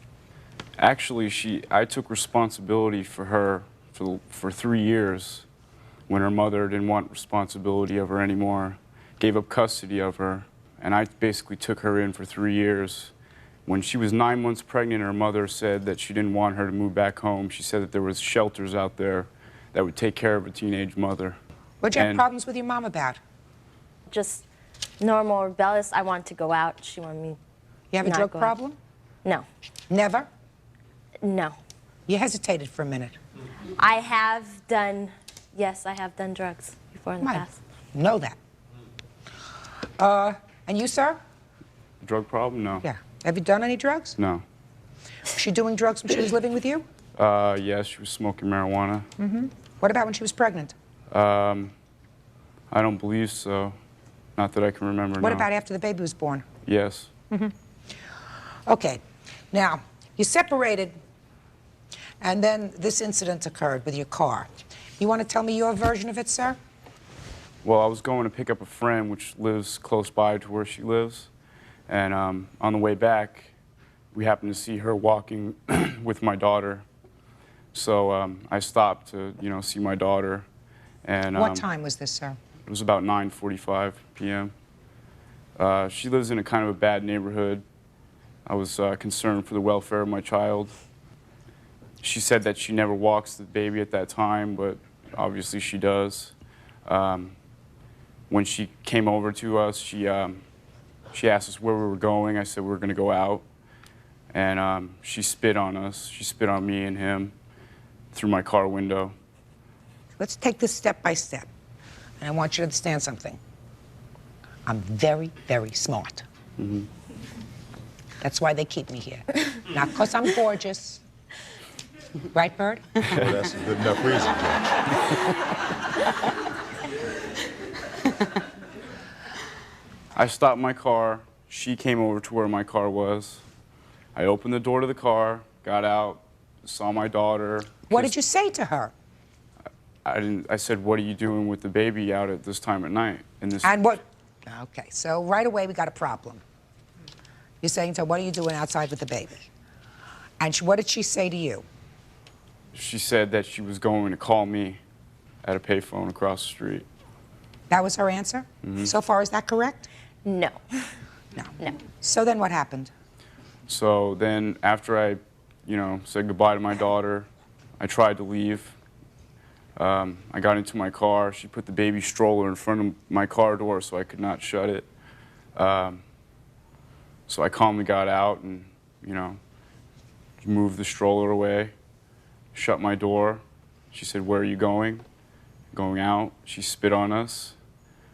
And then when I was pulling out, she started kicking my car. What kind of car was this? It's a Chevy Cavalier. Okay, and I assume you have pictures to show me. Yes. Could I see them, please? I also have an estimate. I'll see that too.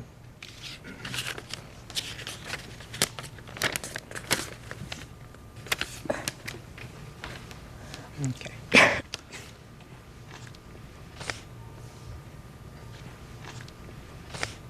Now let's hear your version of the events and what you say happened on that evening. Okay, normally I don't take my daughter out that late, but she was still up. I was going to get a treat for us from the store. About 200 feet from my apartment door to the Circle K across the street, okay?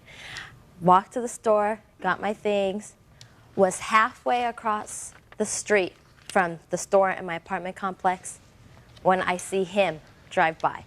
He makes a U-turn, turns into my apartment complex, and gets out and says, "What are you doing with my daughter out this late?" Blah, blah, blah. Just starts totally harassing me. Yeah, I said, "I'm not doing this in front of my daughter." So I start walking away. That's when he grabs me by my hair. I didn't know he was coming, you know, because it was all quiet. He just grabs me by my hair and proceeds to just grab me by my arm, like kind of drag me on the ground. I skinned my knee. Then I got up, started to leave again. He kicks me in the stomach. I lose my wind, you know, I gather myself up, and then by then I grab the stroller, start running for my apartment. I yell back, "I am calling the police, you're not getting away with this one." He yells, "I have 2 witnesses that say I didn't touch you." Okay, the whole time this was happening, this guy over here sitting in the chair, he was laughing. He sees a girl getting beat up, he's laughing, okay? Judge Judy continues in a moment. I'm telling you, the only one that I feel sorry for in this situation is this 18-month-old baby who happens to have 2 morons for parents. Real cases, real people. Judge Judy. Scott Azada is suing the mother of his child, 18-year-old Karen Dacey, claiming she kicked and damaged his car during an argument. Karen says Scott is abusive towards her and denies kicking his car. So did you go up and call the police? Yes, my mom was just going to bed, whatever. She said, you know, "Karen, you know, I really don't want to deal with this tonight." So she asked me to make the phone call from across the street at the Circle K. I have a police report. They came out and... You mean your mother told you, "Don't call from my house, go across the street"? Is that what your mother told you? I'm asking you a question. Your mother told you, "Don't call from the house." She didn't say don't. I could. She didn't... I told her I was going to call across the street. No, she didn't say. She was just saying, you know, why do we have to deal with this? Why does this always have to happen? You know, blah, blah, blah. And so I was like, just, you know, I was mad. I was like, just forget about it. I'll just call from across the street. I just don't want to bring her into any more. I've had so many problems with him. Everybody has to witness it around me. That's why she's here. I lost my job because she didn't want to witness this anymore. Yes. Step up. Tell me your name. Teresa Garner. You said she was your nanny for a while. Do you mean she was your babysitter? She was a babysitter. I have 3 children. I met Karen through Scott. He used to work at the mall that we have a plant rental and maintenance company, and we did the plants. I met Scott there. After Michelle was born, she didn't want to go back to work at Panda Express, a fast food place, so I gave her a job where she could have the baby there. Where she could have the baby at your place of business? Right, where she was taking care of my kid, she could have the baby. Several times, Your Honor, she's come over crying. I took the baby away from these 2 in one incident because they're fighting all the time in front of my house. I told him neither one of them could have the baby. When they were acting like that, he had her outside, was trying to push her in the car, same thing, pulling her hair, calling her names. The verbal abuse went on forever. Little codes on her beeper, 187, which I guess is murder or something, and all this other kind of junk. Have you ever seen him put his hands on her? Yes, I have. Sit down. Thank you. May I say something? Absolutely. Step up here. Tell me your name. Kevin Meimersdorf. When this occurred that night, also when she was all trying to get him away from the car to tell him, like wanting to talk to him privately, and he was like, "No, I got these witnesses. You can say whatever you have to say right here by the car." You think that that's helpful to him? Well, what you just told me? Well, yeah. I'd like to say You think that that's helpful? Yeah. I got a couple of questions for you. Okay. Where were you going? We're going to my brother's house to pick him up. And where does he live? He lives on Chop and Boulder. And how far is that from where the defendant lives? I'd say maybe a quarter mile, if that. Mm-hmm. And is there another way of getting there other than passing by the front of her apartment complex? There is. Yes, there is. Yes, Good. there is. So you could have gone a different route. Right. Who was driving? He was. So yet he chose to drive by her apartment complex. Right? Right. Mm-hmm. And when he got out of the car, The first thing he said to her is, what are you doing outside at 9:15 with the baby? Right. But he didn't say it in that kind of tone, did he? No. No. No. I mean, well, he just, exactly the tone what you just said. What Oh, are you doing? think so? Is that what you remember, sir? Is that as true as everything else Yes, that you're going ma'am. to tell me today? Yes, That in a very calm tone, he said to her, why are you out with the baby at 9:15? Is that the tone? Well, it might have been a little bit, you know, a little bit more higher than that. I mean, you know, definitely. Might I mean, have been, not at a soft tone, but I mean, he's like, what are you doing at this late at night, basically at 9:30 at night, you know, in this neighborhood? And when he said that to her, sir, was there any profanity dotting his words? Like, did he say, what the blank are you doing blank out at this blank hour? Does that sound, ring a bell? No, ma'am. So far, I'm not getting the ring of truth from you, sir. You're getting everything, all the truth. No, I'm not. No, I'm not. Because it does, I mean, I'm not saying she's terrific. Right. Because I'm telling you, she's not terrific. Right. Right? And I'm telling you, the only one that I feel sorry for in this situation is this 18-month-old baby, who happens to have two morons for parents, right? Her, because she doesn't know whether she's here or there or where she's going to be or what she's going to do or anything else. She's a baby. And you, who enjoy a reasonable order of visitation from 2 in the afternoon till 8 o'clock at night, 4 days a week. I haven't been able to enjoy it because I haven't been getting my visitation. Well, then you go to court, sir, and you deal with it. I am. I'm in the process of doing that. Then that's what you're supposed to do. You're not supposed to go around where she's living and confront her. Oh, but that was not my main priority to go over I there. didn't ask you whether it was your main priority. It shouldn't have been any priority. What you do is, if you've had periods of domestic violence and negative interaction with her, you stay away from her. I've never, but she comes to my work also and harasses me there. Just a second. I don't doubt that she does that. And calls my house and comes by my house. Listen to me. I don't doubt that she does that. Because I think she's a flake. I do. She is. I believe she's a flake. This lady knows she's a flake, right? Young. Young. Thank you. That's all I have to say. Flaky, young, too young to have an 18, to be right. responsible for an 18-month-old baby. I agree. There's no question about that. There is also no question in my mind, sir, that this evening wasn't as you have indicated to me, that you were just driving by to go pick up a friend and all of a sudden you saw her.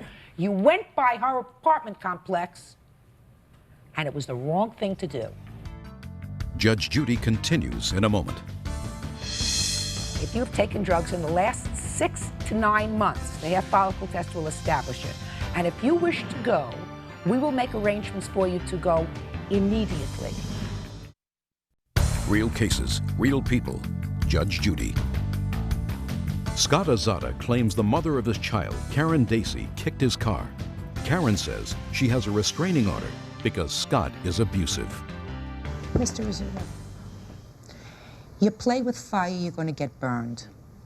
You screw around with a teenager and make a baby with her, and that doesn't mean that your life's going to be easy. It's going to be harder. You have a child, and if you think that she's incapable of taking care of this child, and you may be right, and you may be a more appropriate custodial parent, the way to deal with it is through the court, not in the street at 9:45. I feel, you know, I'm concerned about the welfare of my daughter. That is the main Then, priority sir, you have to deal with that through the courts. I've been dealing with it for 5 months and I haven't got one bit of satisfaction. I haven't even got a court date yet. The court system didn't make your baby.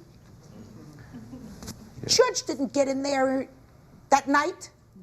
That's right. You did.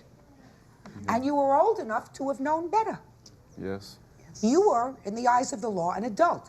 She was a minor, in the eyes of the law. So,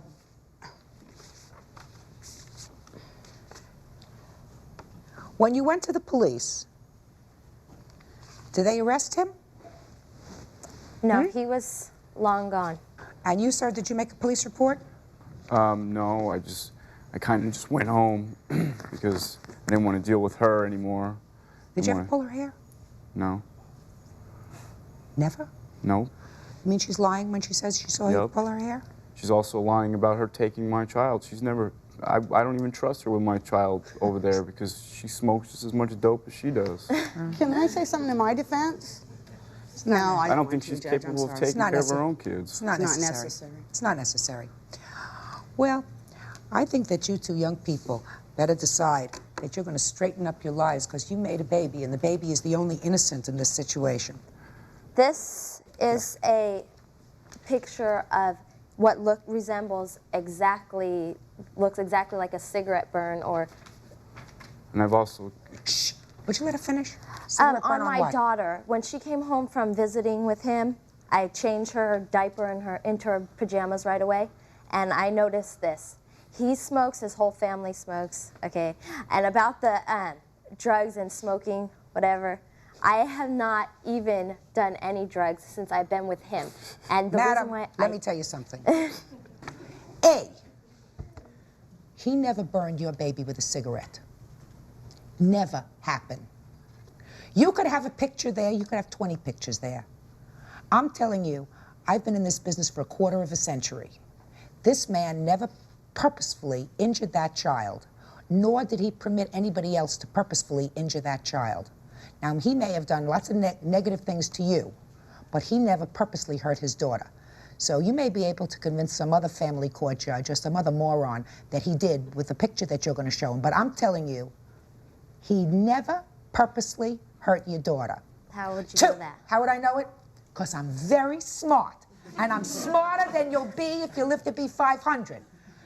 And I'm also prepared to tell you that you do smoke dope, and you have smoked dope more recently than from the time you first met him. And if I sent you today to have a hair follicle test, I guarantee you that that hair follicle test would bear me out. And if you are willing to go, we will make the arrangements for you to go for a hair follicle test, because the hair follicle test will establish when the last time, if you've smoked drugs or taken drugs in the last 6 to 9 months, the hair follicle test will establish it. And if you wish to go, we will make arrangements for you to go immediately. Judge Judy continues in a moment. Would you like me to make the arrangements right now, and I can have a hair follicle test done right now? All I have to say to that is, not unless he's getting one. This guy has done more than marijuana. Listen to me. Listen to me.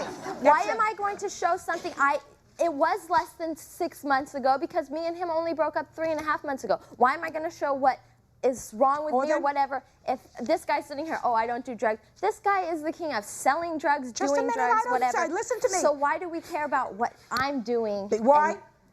There's a very easy answer to that question, madam.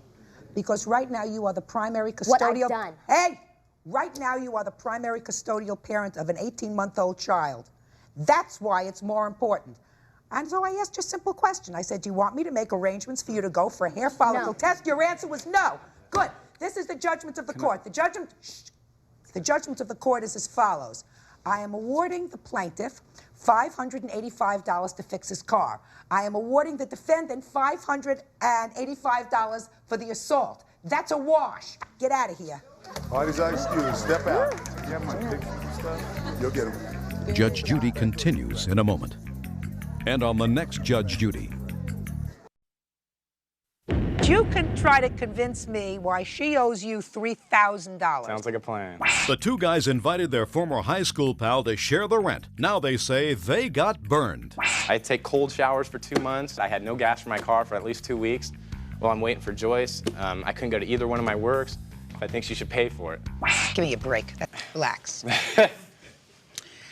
Graduated from high school and you thought it would be a neat idea to have an apartment to live on your own. Yeah. Correct. So you found an apartment. Yeah. Signed a lease together? Correct. 1, 2, 3. You're the other roommate. Yes. And then you told your parents. Right. And they said, forget it. That's correct. So you said...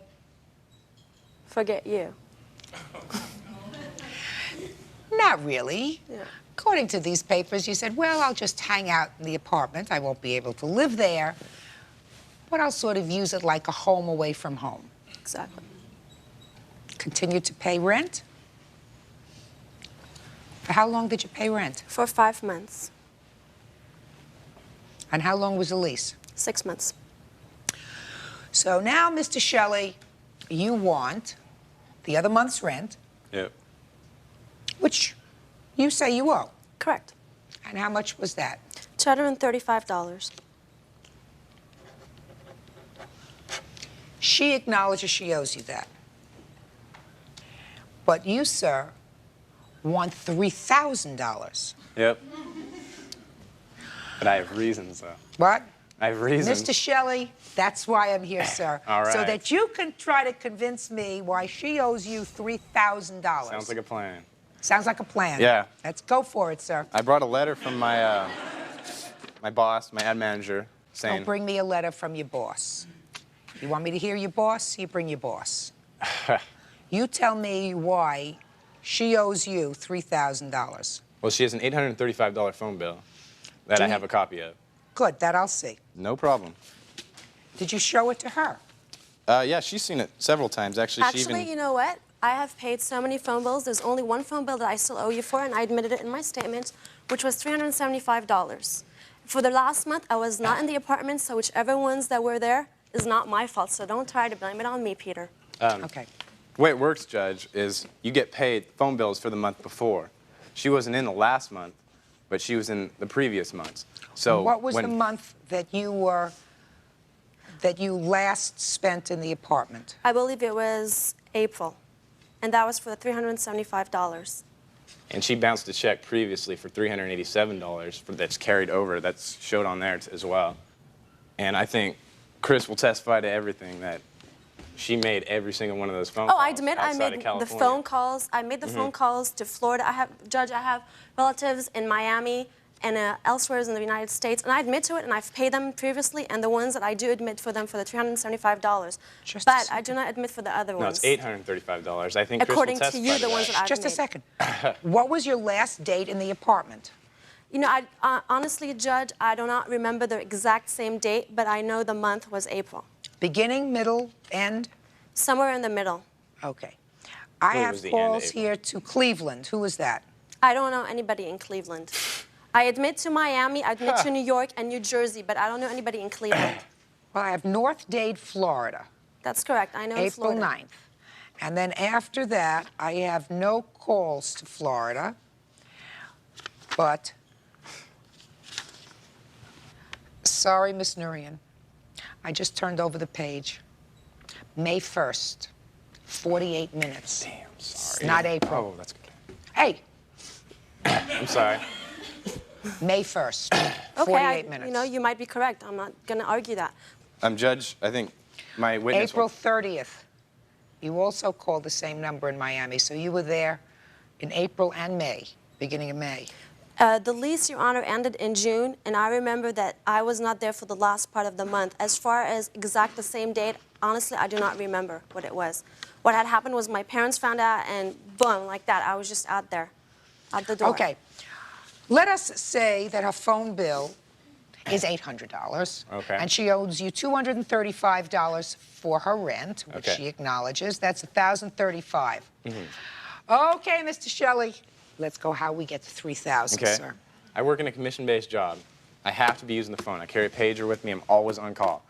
If I'm at home, I'm always on call. I'm working no matter what, all the time. If I don't have a phone, which I didn't for 2 months, very much handicaps my job. If I can't call clients back, I can't service them. I lose clients, I lose money, I lose a lot of stuff. It's just everything, I mean, everything totaled up me off. I think she should pay for it. I take cold showers for 2 months. I mean, it sounds lame, Why did you have to but take cold showers for 2 months? because she didn't pay her gas bill. And everything totaled together, just, I think she should pay for what she did. Your Honor, and in the previous matters, you know, I've paid for everything on time, as everything was supposed to be paid of. Why didn't you pay your last month's rent? Okay, let me explain to you, Your Honor. My parents had found out, and my bank account, everything was with my parents' name. They had everything, a hold of it. They closed everything for me, and I wasn't working, so everything was gone from me, from getting about $4,000 a month from my parents to $0 a month. I was looking for a job. I was struggling, trying to find stuff. I know people are going to say, you know, you're spoiled. Yeah, you got $4,000. Oh, poor thing. She's not going to get anything now. Yeah, but you know what? I'm trying to do it on myself. Give me some time. I'll do it. And I've talked to him previously, and I told him, let me get myself back on my feet, and I'll pay you back. He's borrowed money from me before. You didn't see me hauling your ass. Peter, pay me. Did I pay you back? You did, but you didn't see me hauling your ass. Did it take me 2 months to pay you back? You were like 2 weeks late, but I didn't say anything to you, Peter. I didn't say anything to you, Peter. The thing that made me the angriest, Judge, is that she said she would pay me, and she said she'd pay me several times. I wrote checks because she was going to pay me the next day. I mean, she's all, I'll pay you tomorrow, $235, no problem. And I'm all, yeah, okay, great. I'll write a check for the rent. I wrote 2 checks, bounced 2 checks. It ruined my credit. Your Honor, I stepped to the apartment one time when I owed the money $235, and I left it in the apartment in an envelope, and I wrote on it, Peter. I call him, and he tells me, I didn't find it. Okay, and I was still trying to be a nice guy, and I said, okay, maybe, you know what, it got lost because it was an envelope. It got thrown away. You know, it's a house full of men. You know, you never know. It can be thrown away. I was still trying to be the nice guy and pay him back. Oh, go ahead and laugh, Peter. Listen. Judge, she left it in not an envelope. She left it in a piece of notebook paper, folded up on a cluttered How would you know if you never saw it? You told me, you stupid guy. Judge Judy continues in a moment. They don't have phones in San Diego. Yes, I do. Phone and go, yo, I'll did pay you later, Peter. Yo, shut the hell up, Peter. Shut the hell up. You shut up. And later today. Did you have acupuncture on your cat? She also took the cat to the pet psychic. Real cases, real people. Judge Judy. Peter Shelley is suing his former friend and roommate, Joyce Norian, for not paying her rent and phone bill. Joyce agrees she owes some money, but claims it's nowhere near $3,000. Listen to me, sir. You're 19? Yeah. You're at the beginning of your career. Uh-huh. We're not talking about heavy-duty problems, sir, that require this kind of anger. You understand? Sometimes you get involved in living situations and it doesn't work out. That doesn't mean you're compensated for everything from lost beepers to cold showers. Not lost beepers, lost clients, which is... Well, that's very hard for a court to calculate, sir, how much business you actually lost as a result of your phone being turned off. And there were probably other ways that you could have dealt with it. You have a job, sir?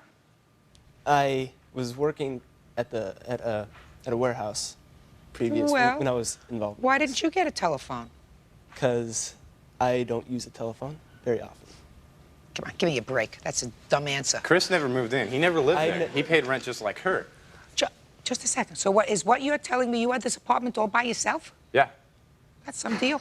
You had an apartment all by yourself. There must have been a nice apartment. 2 people who weren't really living there, but coming by occasionally. I mean, that's not a bad deal, Yeah, right? no, I agree It's with not you. a bad That's a good deal. But that doesn't mean she shouldn't end up paying for her she's going to last pay. rent. She's going to pay you what she owes you, sir. She's not going to pay you for your inconvenience. And I've admitted to that in my statement, Your Honor. I was being honest about it. Yes, I do owe him this certain amount of money. I think that you owe him a little bit more for the phone bill that you acknowledge, and I am awarding him a total of $1,035 for both your rent and the phone bill. That's all. Thank you. Excuse me, step out. Back to your right. They disconnected for me. I didn't have time to pay for it. Couldn't you call me and say, You know, hey, I I'm was gonna in San pay you? Diego all the time. I didn't have any connections to come down. They don't have phones in San Diego. Yes, You can't I pick do. up the phone and go, Listen to my last yo, statement, I'll did pay you? you later, Peter. Yo, shut the hell up, Peter. Shut the hell up. You shut up. And now the next case. Parties on Mizell versus Hall. Step forward, please. 38-year-old teacher Vicki Mizell is suing her neighbors, Tracy and Randy Hall, because their 5-year-old daughter, Brooklyn, broke her cat's leg by stepping on it. I assume that that is the cat in question. This is the cat in question. And I assume that that is the child in question. That's the child. Miss Mizell, you claim that this little girl stepped on your cat, caused the cat some injuries. Your vet bills were $2,000. You want them to pay, right? Yes. What was your cat doing in their house? That's where this happened, is that right? The cat was staying with them while I was out of town, but the cat had been at their house many times over a couple of month period because the cat made friends with their children. And they were from Idaho and they were staying in LA for I guess for 6 months. And so they missed their animals back home. So the cat would go over sometimes for play dates, sometimes would spend the night, had stayed with them at another time when I was out of town, and so... Let me understand this. You asked them to do you a favor and let the cat stay at their house while you went out of town? Yes. And they have kids? Yes. 3 of them. How old are your children? At the time, they're 3, 5, and 10. Tell me your name. Brooklyn. Brooklyn. Spell it for me. Brooklynn. All right. All right, Brooklyn. That's where I was born. Oh, honey. Me too. Would you like to come up and talk to me? Oh, come on up here.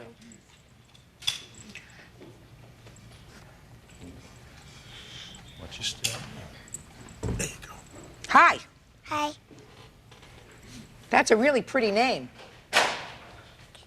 Thanks. Do you know what happened to that cat that made it limp?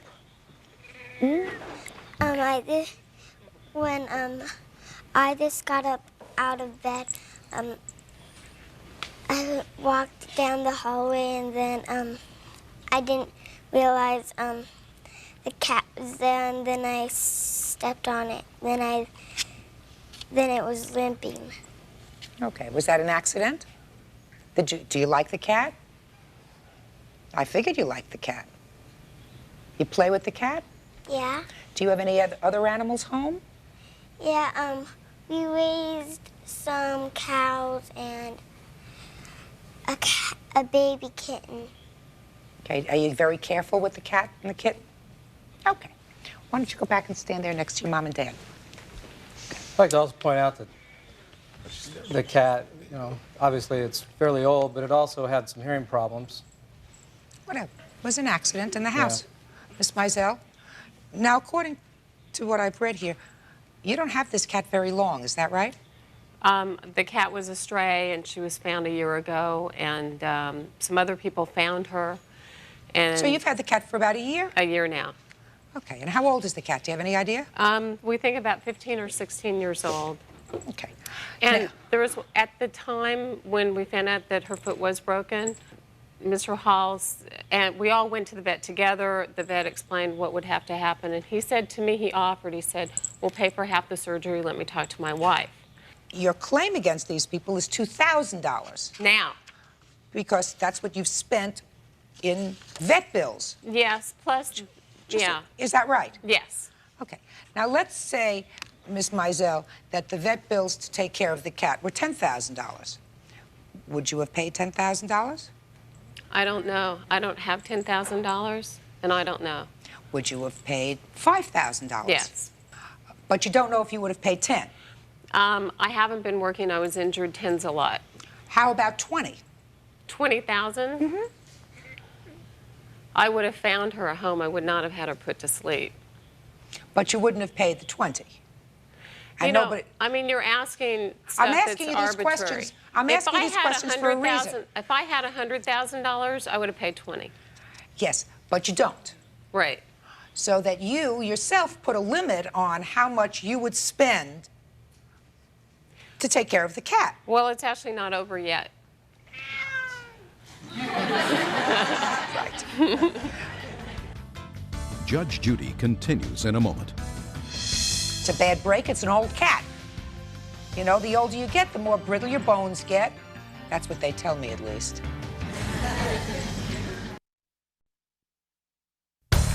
Real cases, real people. Judge Judy. Vicki Mizell thinks her neighbors, Tracy and Randy Hall, should pay her vet bills because their 5-year-old daughter broke her cat's leg. The Halls feel the cat should be put to sleep. You are not suggesting that this child purposely hurt your cat. You are not suggesting that, are you? I'm not, and in the records it says it was accidental. Fine, so this child accidentally stepped on your cat. I think it's a bad break, so, you know. It's a bad break. It's an old cat. You know, the older you get, the more brittle your bones get. That's what they tell me, at least. And what you can withstand when you're 16, you can't withstand when you're 56. So I'm certain that this little girl, when she was walking down the hallway and stepped on the cat was just lying there. She didn't mean to hurt her. Now, you were prepared to spend any amount of money to take care of your cat. These people originally offered, according to these papers, I think $400. Is that right? Right. When I was at the... I think that was very, I think that really, that was very nice of them. They never did. They said they did, and then they didn't. What? In your written letter, it says here that we offered you the money. I said you did offer, and then you reneged on it. Because it went up $500 every day. Let me hear. Talk to me. Don't talk to her. Part of her bill was like $350 for acupuncture. And then, I mean, do you have acupuncture on your cat? Yeah, but this is being exaggerated. No, I have it right here. Did you have acupuncture on your cat? Yes, there was acupuncture on the cat, and it was not $350. I have it. Shh. Let me see it. she also took the cat to the pet psychic, and that's how she found out that the cat belonged to another family. Well, that's not part of your bill. The No. pet psychic. Yeah. No. I don't think it is. Acupuncture. I guess it's $336. Your Honor, they offered to pay, and when the doctor needed the money, I didn't have the money, so I went to them to get what they'd offered, and Mr. Hall said, let me transfer the funds in the morning. Call me in the morning, I'll transfer the funds. The next day, it was a different ball game. That's not true. It is true. Just a second. So what you're saying is you offered to give her $400. Right. And you're prepared to do that? Right. They never Just a second. Okay. Just answer my question. You're prepared to do that? Yes. I think that that's very generous of you, sir. And this, madam, by the way, does say that you took the cat for acupuncture. It was $42 per treatment for $336. That's what this says. Judge Judy is ready to rule. You're the cat's owner, but you said I couldn't spend $10,000 because I didn't have it. So there would come a point where you would say, I can't spend anymore. These people have offered initially. But here's what you're missing. Excuse me. It doesn't make any difference But they offered, then they reneged. They never came through. They weren't nice. They weren't helpful. They weren't supportive. They didn't say they were sorry. None of this happened. Well, Ms. Mizell, what do you want? You want them to pay all of the medical bills. Well, now, I mean, what I've been through with this has been horrendous. All right, Ms. Mizell, if you want somebody to watch your cat and if you want them to be responsible for what happens to the cat, I suggest you leave your cat in the future in the hands of a professional. Then the professional is responsible for whatever happens to your cat while your cat is in their care. That is somebody that boards animals. If you elect to leave your cat with a family that has young children and the cat is accidentally injured, then you cannot expect the parents of a 5-year-old child who there is no evidence maliciously caused any injury to your cat to be responsible. This case is dismissed. That's all. Parties are excused. You may step out. Thank you. Judge Judy continues in a moment. And on the next Judge Judy. I'm disappointed that after, the cat was fun with their family, that this is the attitude that it's been. Vicky and was even also, now, Vicky was after asked them not to bring winning, the cat over ever again. After they're winning, Prior to this. they're still not even concerned. I'm they're not. still on this attitude. And that's what I think is just despicable.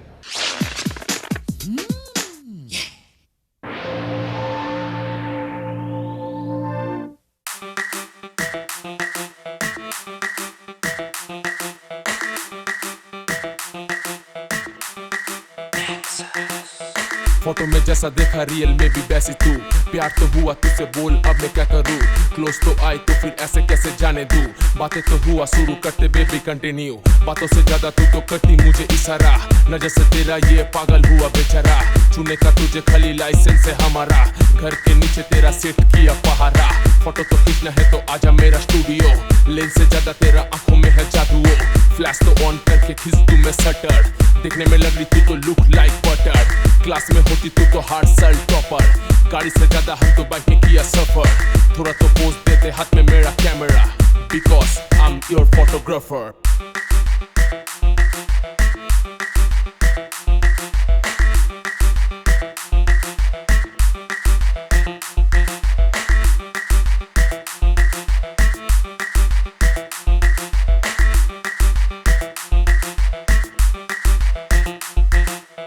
Bike से ज्यादा तेरी पसंद वाली Audi कर I am so lucky क्योंकि मिली मुझे baby कर ISO set नहीं रखूंगा मैं ऑटो पर प्यार से ज्यादा मेरा नजर तेरी फोटो पर फोटो से ज्यादा ट्यूटोरियल में करती ब्लास्ट मिलेगा नंबर तुझे माइनस नहीं प्लस प्यार में दिल देखना नहीं क्लास खींच दूं मैं फोटो तेरी आउट ऑफ फ्लैश मैचिंग तो हाइट है चेहरा तो ब्राइट है ड्रेस में एकदम तू तो लगी सो साइट है फोटो में खींच दूं तेरी होगा ना लेने देरी फोटो तो खींचने के लिए बहुत सारी लाइट है धूप से बचने के लिए बनूंगा मैं ट्री बिजी तो रहना नहीं थोड़ा हो जा फ्री फोटो तो खींचने के लिए बेस्ट है मेरा कैमरा क्योंकि I'm using Sony Alpha 3 आंखें तो रुका मेरा देख के तेरा ऑफर कार से ज्यादा हम तो बाइक में किया सफर तेरे साथ खड़ा हूँ पर हाथ में लेके camera because I'm your photographer